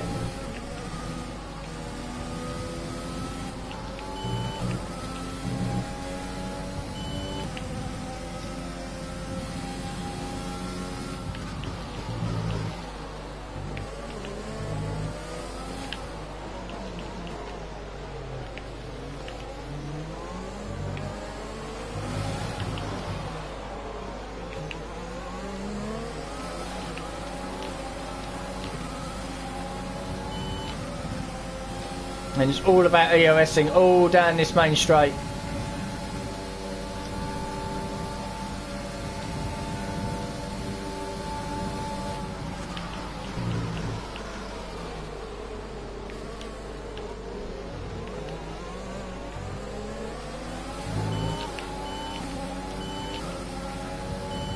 That's the only thing I can do to keep Leclerc behind.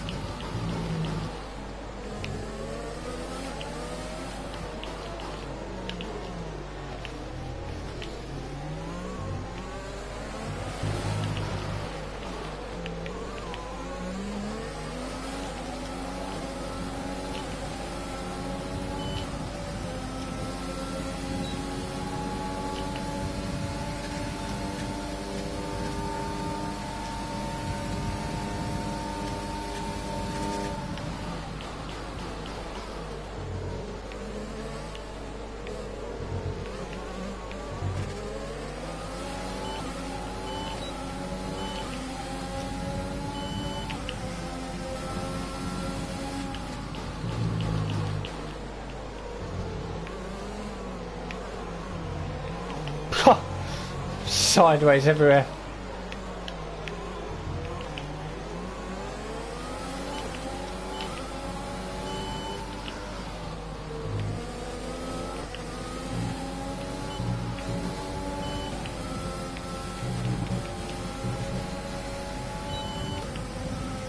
Strong through there though.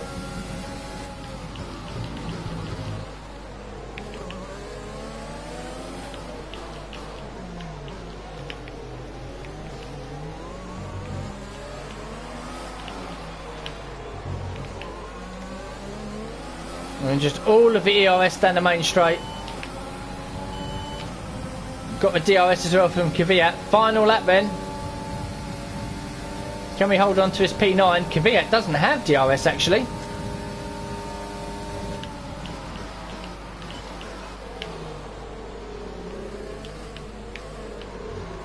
Oh, Leclerc's tried something. I'm not too sure what. He might be under threat from Mick Schumacher here behind.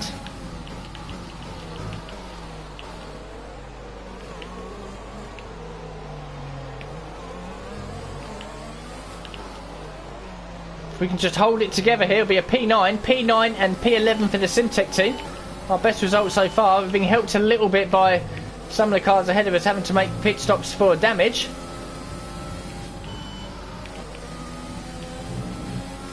Cool, even in a 5-lap race the tyres are starting to go.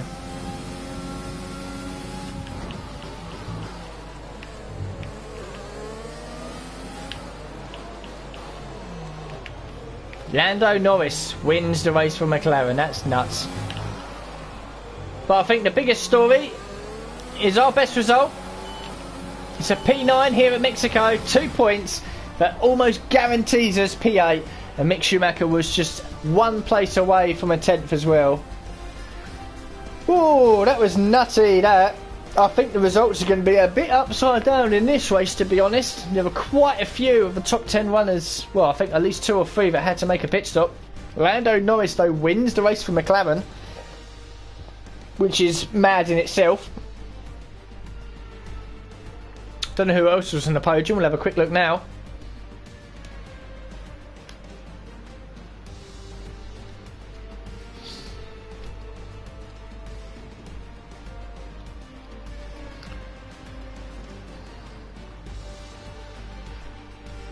Well, I say we'll have a quick look, but we've got a 50 million year loading screen to have to go through, which does piss me off so much. It just kills all momentum, doesn't it? It kills, you're so hyped, and there's the result, and then you get a black screen for 20 seconds. It's just like, oh, okay.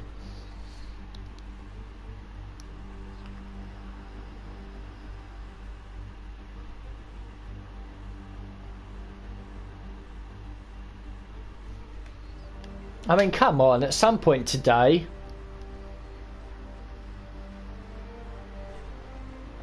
Finally. Jesus Christ. Norris, Hamilton and Ocon. Perez had a 3-second penalty for something. He would have been P2. Oh, never mind. Sainz, Stroll, Gasly, Kvyat. Ourselves in 9th, Leclerc 10th, Mick Schumacher in 11th. So we went up 3 positions. Mick went up 4. Only people made a pit stop. So Verstappen, Ricciardo and Grosjean all had to make pit stops. George Russell with a P12. I think that's Alfa Romeo comfortably into 9th place. But for us though, I should say, there we are. 2 points on the board, and Mick Schumacher up into 16th as well. So we're now comfortably ahead of both the Haas, Alfa Romeo and Williams cars. And in the constructors, 2 points to our name. Get it up, yeah. That is really, really good to see. So there's 24 points between Hamilton and Bottas. So if Bottas got to win the title, he needs to make sure Hamilton doesn't score a top 10. And Bottas wins the race in Brazil. Lance Stroll in 4th. And Grosjean in his final season is retiring. He's mentioned that he's retiring. He is in 5th place. But there we go. 2 points on the board. We've scored our first points of the season. Mexico is slowly becoming a little bit of a favourite of mine.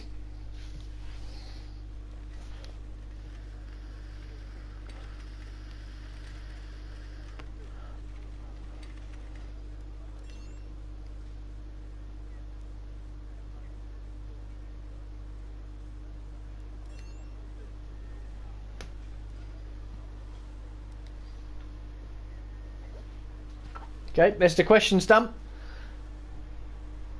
Not that I care too much, but it's nice to score some points. Didn't think I had a small feeling that it wouldn't actually happen this season, scoring some points, but I'm glad we've managed to do it. And the acclaim level 11 for me now. Level 10 for Mick finally. Are we level 16 after this race? There's a possibility of it. There is. We're just into it. That's good. Cash then. Answer at least 2 interview questions. We've done that. 306 we now get for that. 90,000 as a base and total payout as well. So yeah, good. As our claim goes up, we continue to generate more money from our sponsors and everything else, which is good to see, which is what we want to see. And now we look forward to the 10th and final round of Season 2 and the final race of this stream as well at the Autodromo Jose Carlos Pache Interlagos circuit. I think I've got the name right, I'm not too sure. But it's basically Interlagos at Brazil, and I'm probably going to be about a week between, 2 weeks, but it doesn't matter. Anyway, activities, reaction training for Mick, we'll do that every time. Anything for resource points, yes, 3 of these. So or generate some more money, or sponsored advertisement for the drivers generates a bit of money. Well, we'll get that anyway. But it's the resource points that mean a lot to us. So we'll advance the time. Reaction training comes in then for Mick. 2 awareness for him. Lightweight pistons comes in as the Mercedes upgrade, weekly resources, and running costs as well. So we are now over 4,000, already over 4,000. We could be nearly 5,000 by the end of this season. Just have a look at the R&D. How much are things going to cost? So 11. You're looking at 2.5. I mean, these are quite expensive, aren't they? So really, you're probably looking at 2.5 for these, 3, 4.5, close to 5,000. So it's going to be pretty crucial as we go into the final race. No resource points need to be spent on making things legal for next season, which is going to be quite interesting in the off season. And we now look forward to going to Brazil for the 10th and final race.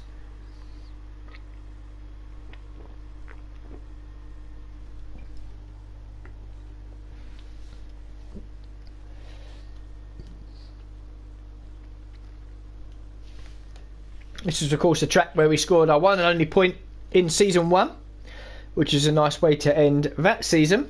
We have 2 points in this season. I hope next season we don't end up with 3, because there'll be a disconcerting pattern emerging at that point. But it's nice to pretty much guarantee ourselves 8th place again in the Constructors. Excuse me. And hopefully we can push forward as it goes on. Qualifying is going to be wet, but the race is going to be dry, so that is helpful. And we'll have a quick look then. Nothing in progress, of course. As for progress history going into the final race, looks like some teams, in fact pretty much all teams, have had at least a minor upgrade. We had a minor upgrade as well, thanks to Mercedes, so there's no real change, although AlphaTauri have closed right up. There is a massive gap now between the top 7 and the bottom 4. You can just see that there. Ferrari, in fact, actually technically behind AlphaTauri according to the little diagram on the right hand side, but there was a big gap there between the top 7 and the bottom 4. Hopefully we can close that right up in the off season. That will be the target. Don't think any teams might make a loss if they decide to not do any upgrades and change engine suppliers. It does happen, although it doesn't show. Like Renault could be with Mercedes or Ferrari.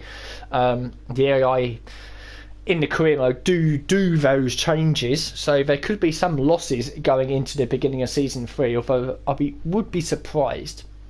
I think if anything, there's just going to be some gains from everyone.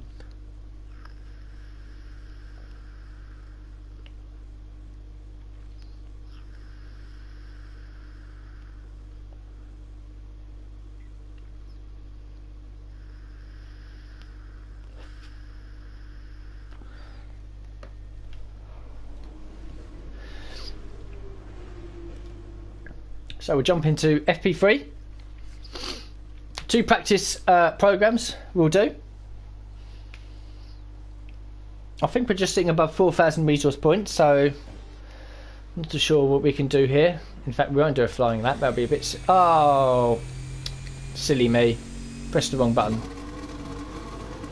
Well, at least you get to hear the Mercedes roaring up in the background.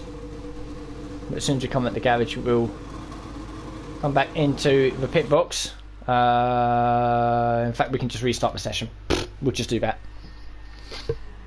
Okay, now we'll do it properly. So, setup on the car. Load a setup. There is Brazil. That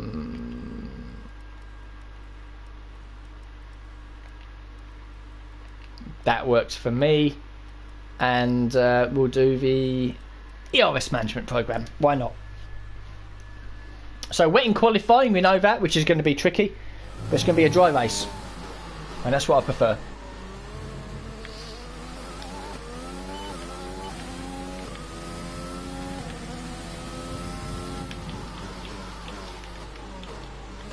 That was a mess. Anyway, we've got a long straight here where we can ERS boost ourselves up to top speed to try and get ourselves a little bit more into the delta.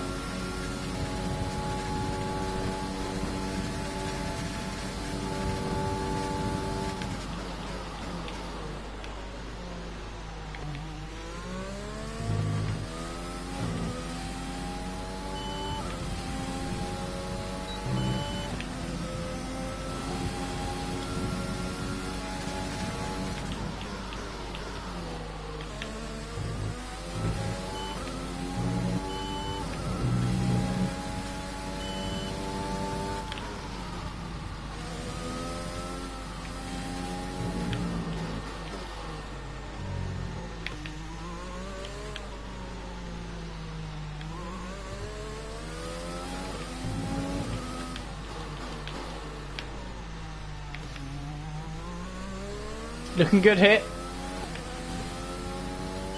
Only one real corner to go.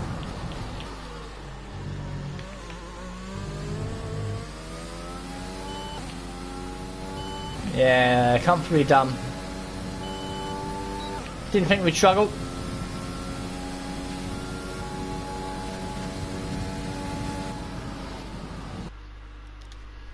Good stuff.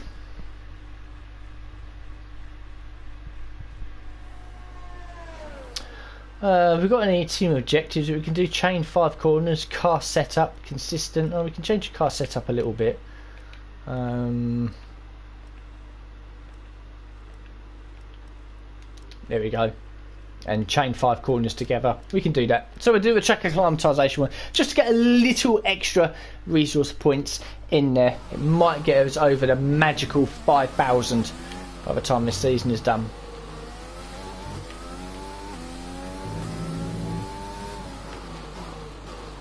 No one behind. Good to hear. Or good to see.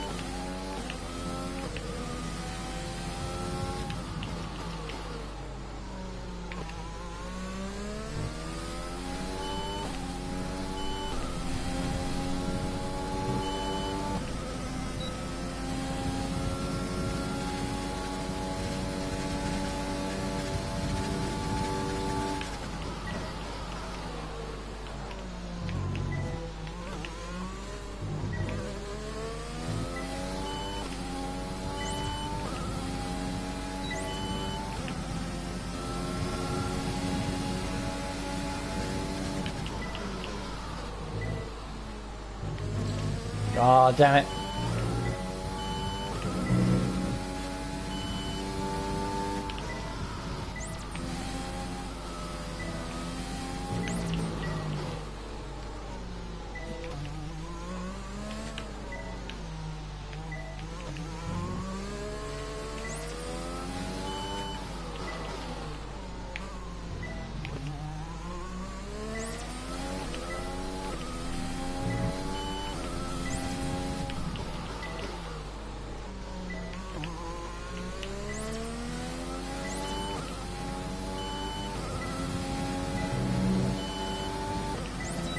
Won't be enough for purple, unfortunately.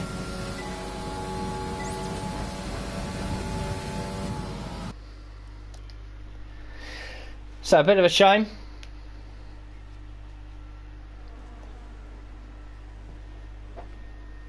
Whether or not we've generated enough, I don't know. Ooh, not bad, not bad, not bad.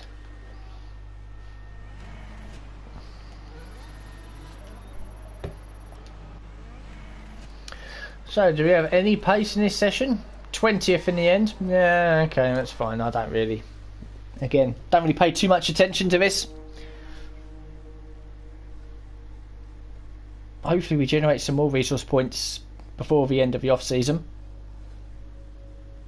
What's that? 613, so oh, we're so close. So close.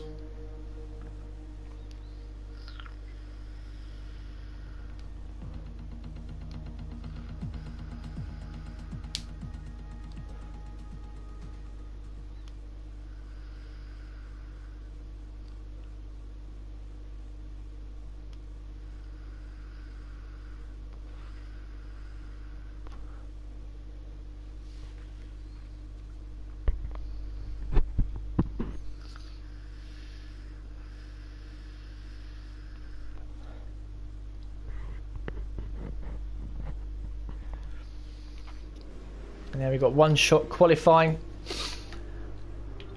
in the rain, which is not great, but hopefully we can. I don't know really. I think in this I've just got to keep it nice and steady in this. If I try and overdrive the car, I'll either crash or end up being last. I think it's all about just trying to. Okay, soft tyres. That'll be interesting. So, situation we've been in before.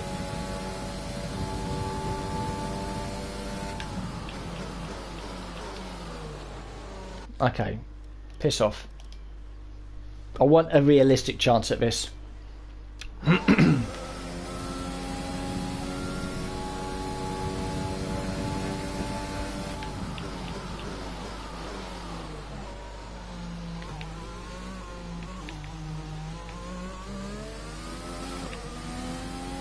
Oh, it's so bullshit, isn't it? When the conditions are like this, it's just like, yeah, the AI are so much better. I know I ballsed up a little bit in turn 1. In fact, I'm ballsing up everywhere, let's be honest. Okay, focus for the rest of the lap. Remember, it's a bit wet. And you're in the hot lap mode.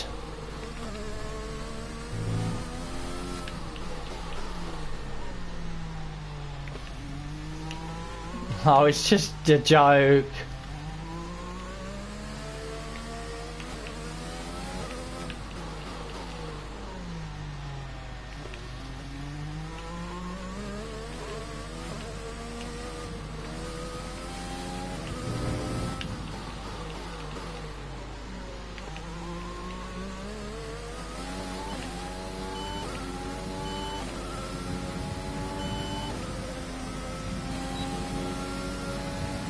We're last. Oh, such fucking bullshit there. The AI are just amazing in mixed conditions. It's arsehold, really. It's bullshit.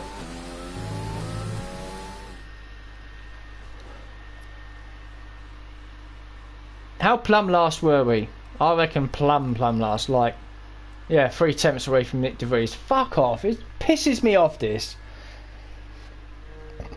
The disadvantage is to sprint mode. The AI are superstars every lap. And that's why you find it so hard to, like... That's the first time Nick DeVries has out-qualified me since we've had a rivalry. And we've had a rivalry now for, I think, 4 races. Load of bollocks. Well, at the back of the field for the final race. I'm sure we can improve.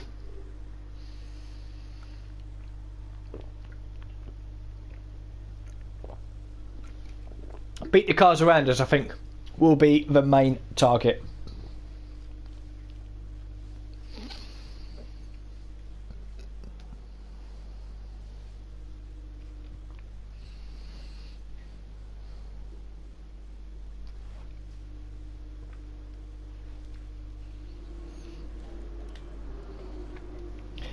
Anyway, for the final time, we'll go to the race.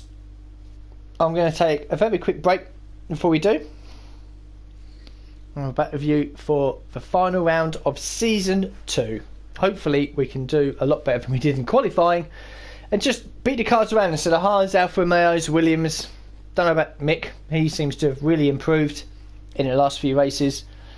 But hopefully we can put a good performance together and end the season on somewhat of a relative high.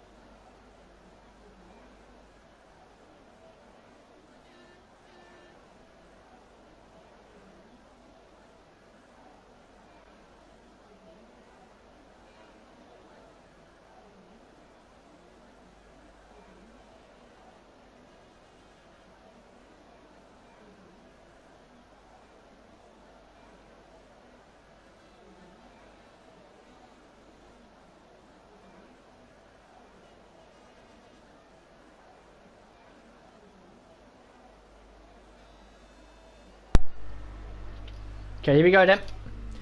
P21 on the grid. Magnus had a penalty. Final race of season 2.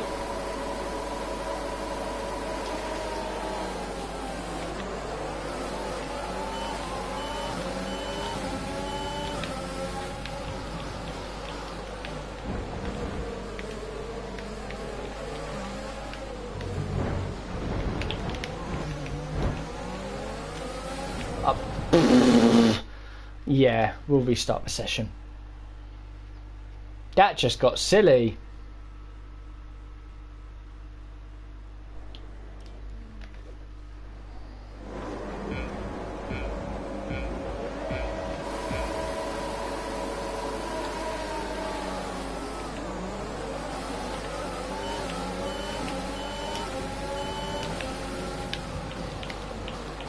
Jesus Christ.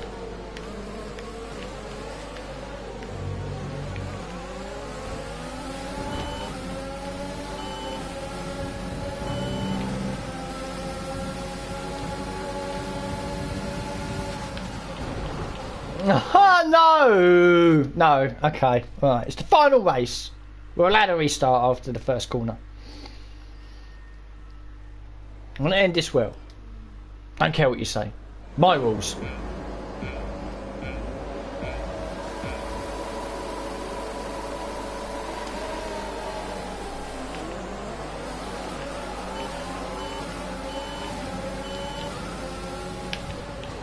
Oh. There's a pattern emerging here, isn't it? The problem is on the outside. I want to be on the inside. That's what I want. I want to be on the back inside. It pisses me off. Okay, take 74.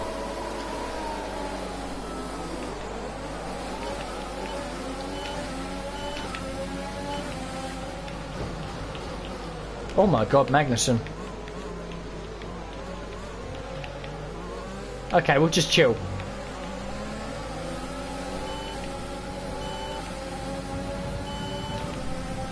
Okay. See what we can do from here then.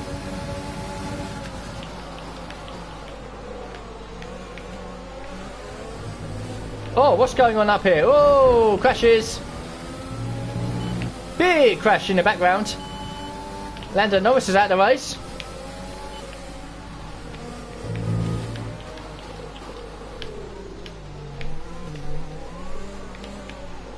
Giovinazzi, I think, has damage. Magnussen has a 2-second penalty.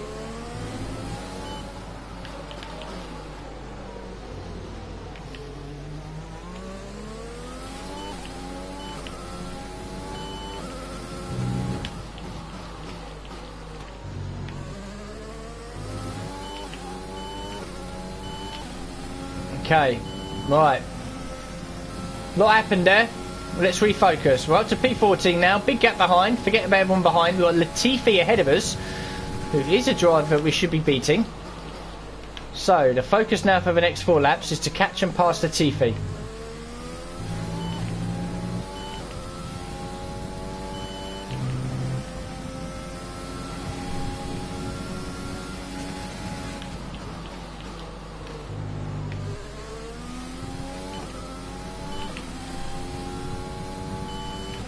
I think we can do it.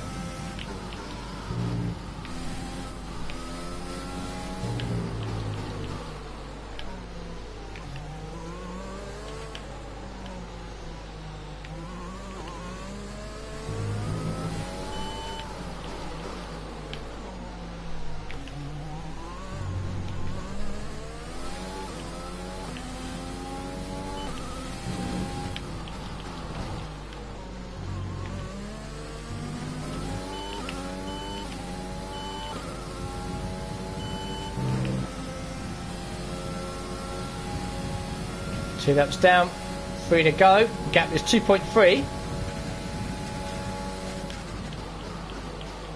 Problem you got is he's still in DRS range of the car in front.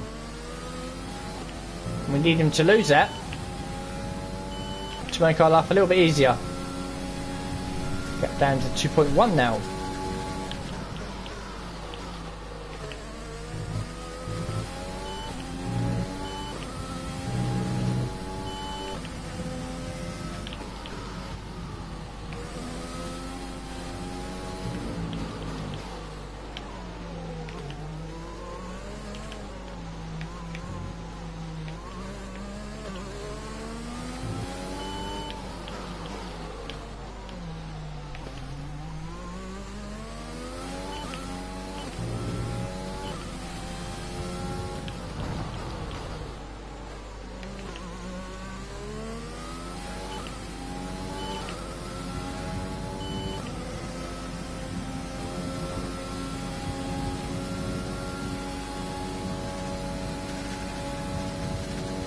1.7.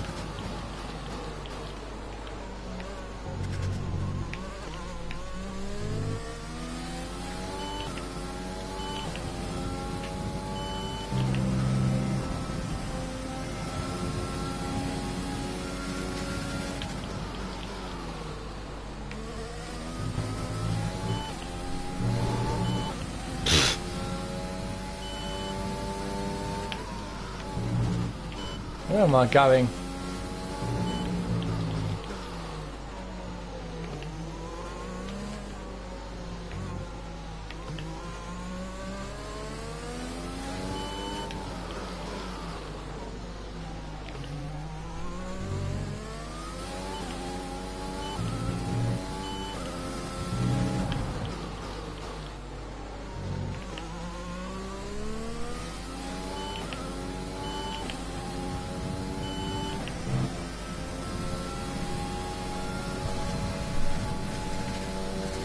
Ah, fuck your track limits.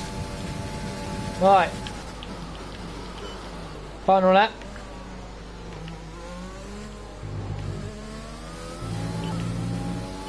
Use all of my EOS as much as I can.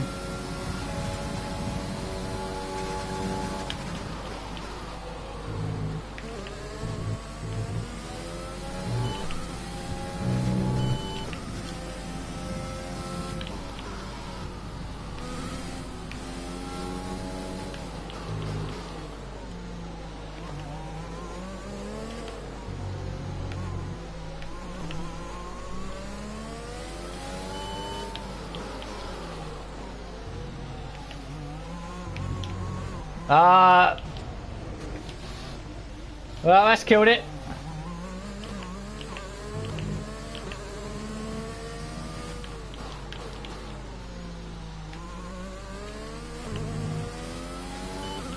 P14 then for the final race of the season. Schumacher will be 16th, Latifi will be 13th. But unless there's someone else ahead of us that I didn't account for, I think we have finished 8th in the Constructors. Don't know what happened there on the exit of turn 4. I'll take driver of the day, that's fine. That is absolutely fine by me.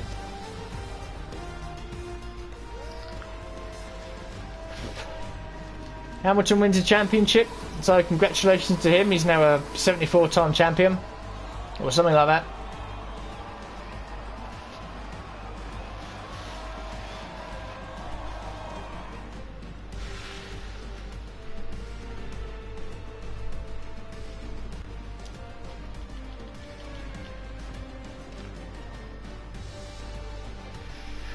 And we end the season, I believe, P8 in the Constructors and P15 in the Drivers' Championship, which I think is where we finished last season, to be completely honest with you. So we're consistent, if anything. See our results. Renault.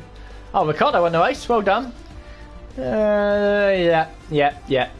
We're fine. We're good. We're good. So Norris retired. Both the Haas, Alfa Romeo. Magnussen penalty. That's fine. As for the standings, we'll have a quick little event at the end of the season. Hamilton beat Bottas by 8 points.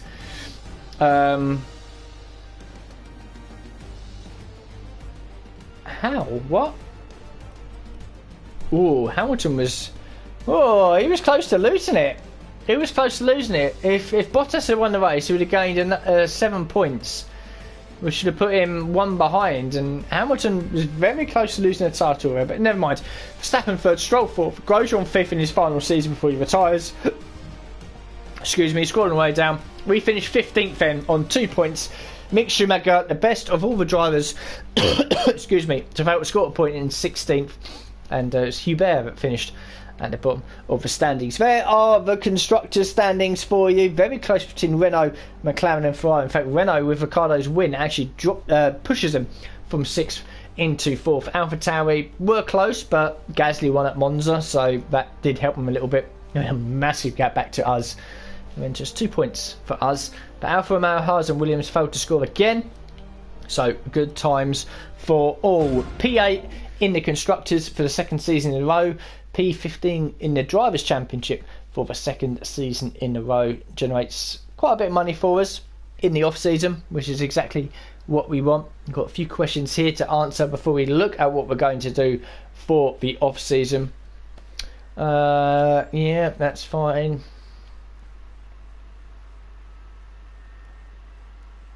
Yeah, that's fine. Yeah, whatever. Doesn't really matter to me about that particular question. And we'll no comment with that one. The crash? What crash? Did I have a crash with someone? I can't remember. So much happened in that first lap.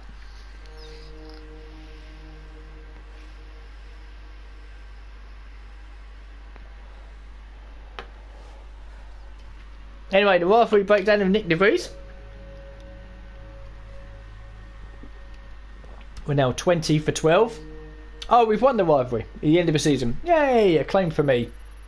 So level 11 for me, level 10 for Mick, level 16 still for the team. We might get an end of season boost as well. Can't quite remember.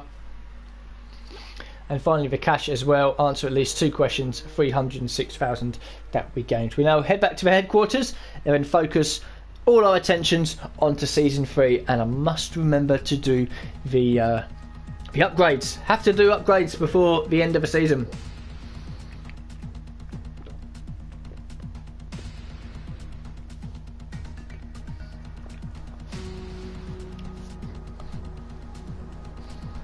Considering I haven't done any actual upgrades for about 2 or 3 races now, it'd be silly me to not do them now. So here we go. Weekly resources and running costs come in. So end of season, that's fine. Activities, we can do some activities. GeForce training for Mick, that's good. Attend an F1 esports event, improves my acclaim. Sponsor event, yep, we can do that for the team. Got 5 days there, 4 days there, 4 days there. So we can do all of these if we want to. Durability generates a few extra resource points. Team building, sure, why not? Power department focus, sure, why not? So we'll do this very slowly. Sponsors are okay, that is fine. As for contracts, we know where we stand with Michael Schumacher. He's now worth 5 million, that's okay. So we'll take our time with this. We'll advance the time. So GeForce training comes in for Mick. Attend the F1 esports event is for me. Weekly resources and running costs. Sponsor event, durability upgrade, weekly resources and running costs. That comes in, and now we come down to renegotiate with Mick. We'll keep Mick. So we're going to approach him. We're going to offer him a low risk. So cash, your team, driving demands 5 million. We've got 20 million. Personnel, spec 1, personnel, marketing, spec 1, team acclaim, level 16, level 7. So it'd be disappointing if he said marketing was spec 2 and we couldn't do that, but I'm sure we can get everything up to speed for him. So we'll offer a low risk one. He'll absolutely sign for this. Give him a little bit of extra money as well to maybe spend on his own driver perks. There we go, we've now signed him. 5.3 million. 81 rating. His experience is now 39. Racecraft 70. Awareness 64. Pace 81. So that's nice. Okay, messages. Driver retirement. Mo Godjon has now retired from Formula 1. Okay, that's fine. Okay, activities. We can't do anything. We've got 1 more week of weekly resources and running costs come in on the 7th. So we can do that and save up some more. Not really interested in the press interview. There we go. Power department focus comes in, and now the end of the season. So I'm not going to finish the season here and now. What we are going to do is look at facilities. I don't think there's anything we can do. Marketing mix seems pretty high on that. 20 million. Aerodynamic to get it up is going to be 15, 21 million, so we can't really do that now. But R&D is the big one that we can do. We can look at the progress history here. There's a big gap there. The top 7 have absolutely fucked off into the distance, and then there's the bottom 4 behind. We want to be a part of the top 7. We've got nearly 6,000 resource points now. So, where do we go? 12.25, 12, 11.25. So ideally, we need this one done.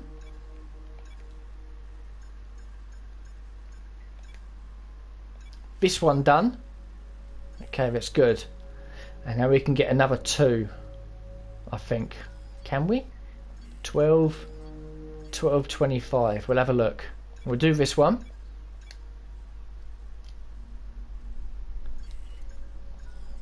12.25, 12.25. So it makes no difference.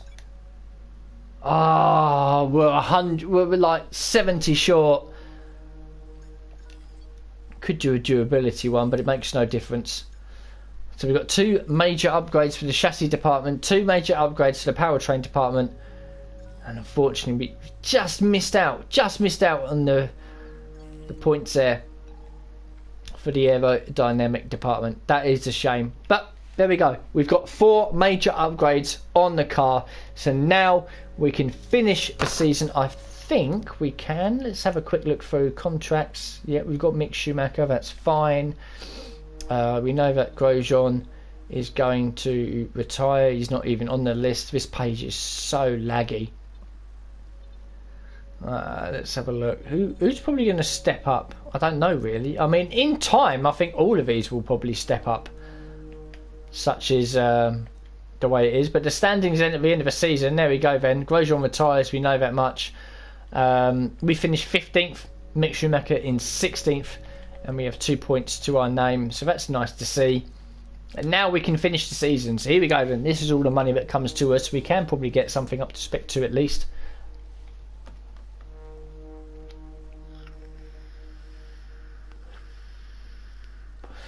And yeah, 4 major upgrades onto the car. Team McLean, 12% for, or level 12 I should say for me.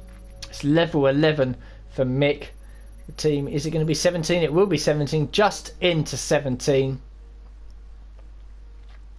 So hopefully by the end of next season we'll be there. 17.81 million primary sponsor and prize money.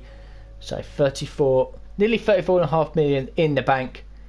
And the final screen, the season complete. No wins, no pole positions, that's fine. 2 points for me, 9th place at Mexico, 15th in the championship, 16th for Mick. He was the best of the rest, finishing 11th at Mexico, which gave him that result. So, for the second season in a row, we finished 15th in the championship, and the second season in a row, we finished 8th in the constructors. But we've gone better. 1 point last season, 2 points this season. I'd be a bit disappointed if it's 3 points going into season number 3.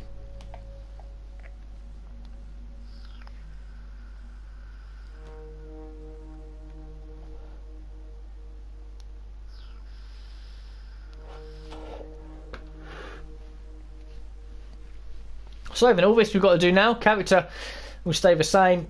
Team details will stay with Mercedes, I think, maybe. Definitely stay with Mick Schumacher. I'll have a look at Mercedes engine. Performance and durability is better for Renault and Ferrari, but if we stay with Mercedes, we do keep most of the upgrades that we've had. So I think, I'm not 100% sure, we'll stay with Mercedes for another season. As for main sponsor, weekly income is good, gold bonus is still very, very good. If we scroll right to the end, weekly income, I mean the weekly income is still good enough, isn't it? It's 745,000, it's one of the highest. In fact, it is probably the highest. So we might as well just stay with this sponsor. Works for us. So we'll confirm the settings. Livery select, we'll keep it the same, I think, for now. Team badge select, team colours, copy of the livery colours, there we go. Team badge, everything else is fine. I'm quite happy with this. We might make a little change to the livery, and it's something I've kind of been looking at recently, which is going to be a bit weird. So we'll edit this livery, and the reason why I'm going to change it, it's so like laggy. It's not the stream, it's not me. It's just the fact that this is a bit bullshit. Come on, there we go. Can we change the colour? There we go. It's what I've been looking at is basically this. A little bit of white on there. Well, I'm not too sure. I think we'll keep that there. Is one of these can be a bit white? Oh, that's not. No, we need the purple. So what about this one? If we keep that white and we keep this one purple, it doesn't really make any difference, does it? Let's be honest. If the black turns purple,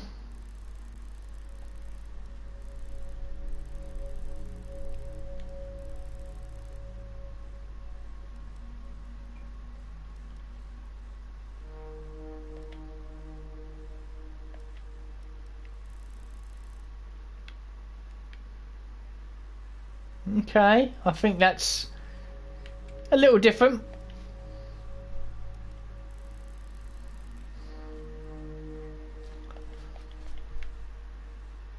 Yeah,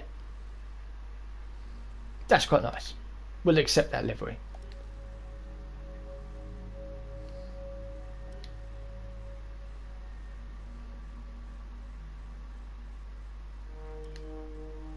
There we go.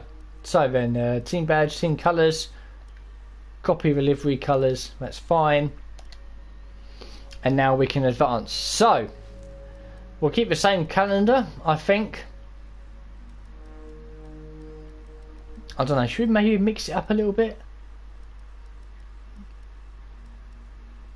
Oh, hello, what's happened here? Oh, hello. It's all changed around.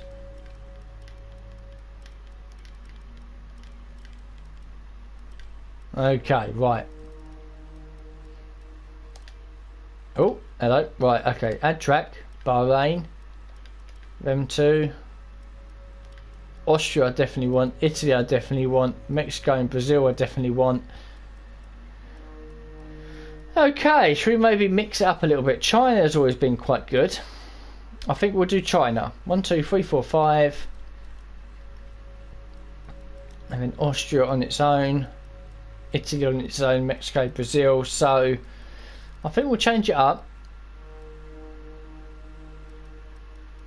just a little bit. Got to have Silverstone on, haven't we? Criminal if we don't.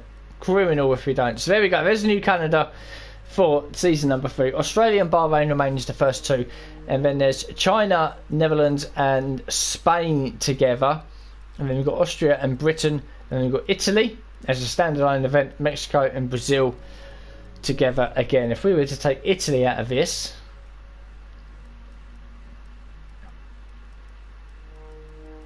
maybe add Hungary or France.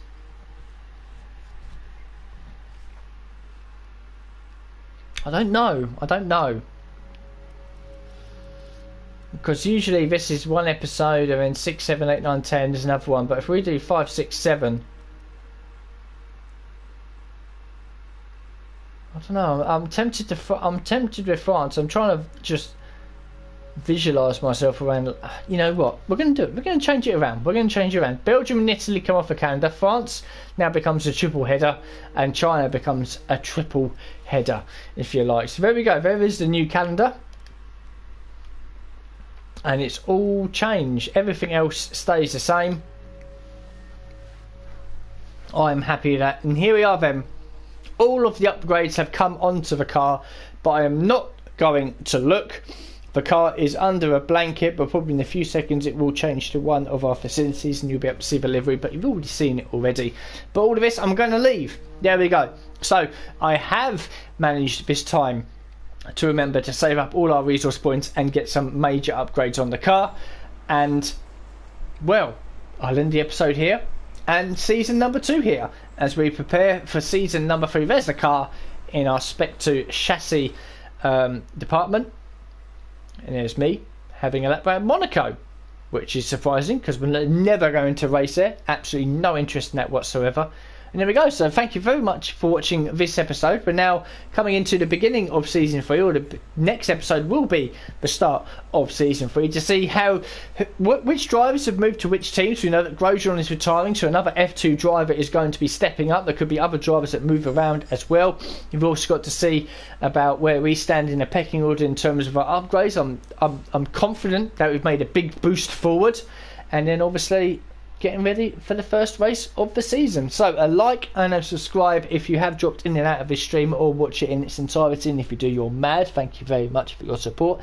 It would be appreciated to tell me that you're interested in what we're doing in terms of, and I mentioned this I think rather towards the beginning of the stream, I have an ACC event, a Assetto Corsa Competizione event tonight on Racebook, which is a league that I joined but haven't really raced there for the last couple of months because the numbers have been low. But it's the final race of the season. It's a sprint event, 2 qualifying sessions and 2 race events at the Nürburgring, which is a track that I do very, very well at in the Porsche, or feel very, very comfortable at. That'll be tonight if I decide to do it. And then on Sunday around about 6 o'clock will be the ACC event with Motive Racing. There are other events coming forward as well, including, in fact, I've been invited to an event between Motive Racing and another league that are doing 10 drivers head to head in GT3 and GT4 cars around a circuit that is yet to be announced for us. And there's also the Sim Group. The Sim Group, which is a new league that's set up by some of the drivers, some of the owners that have left Motive Racing. I'm also going to be an event in that, but that'll be for a couple of weeks from now, but details will come forward as and when. But as for this one, thank you very much for watching this stream, and I'll see you all for the next one very soon.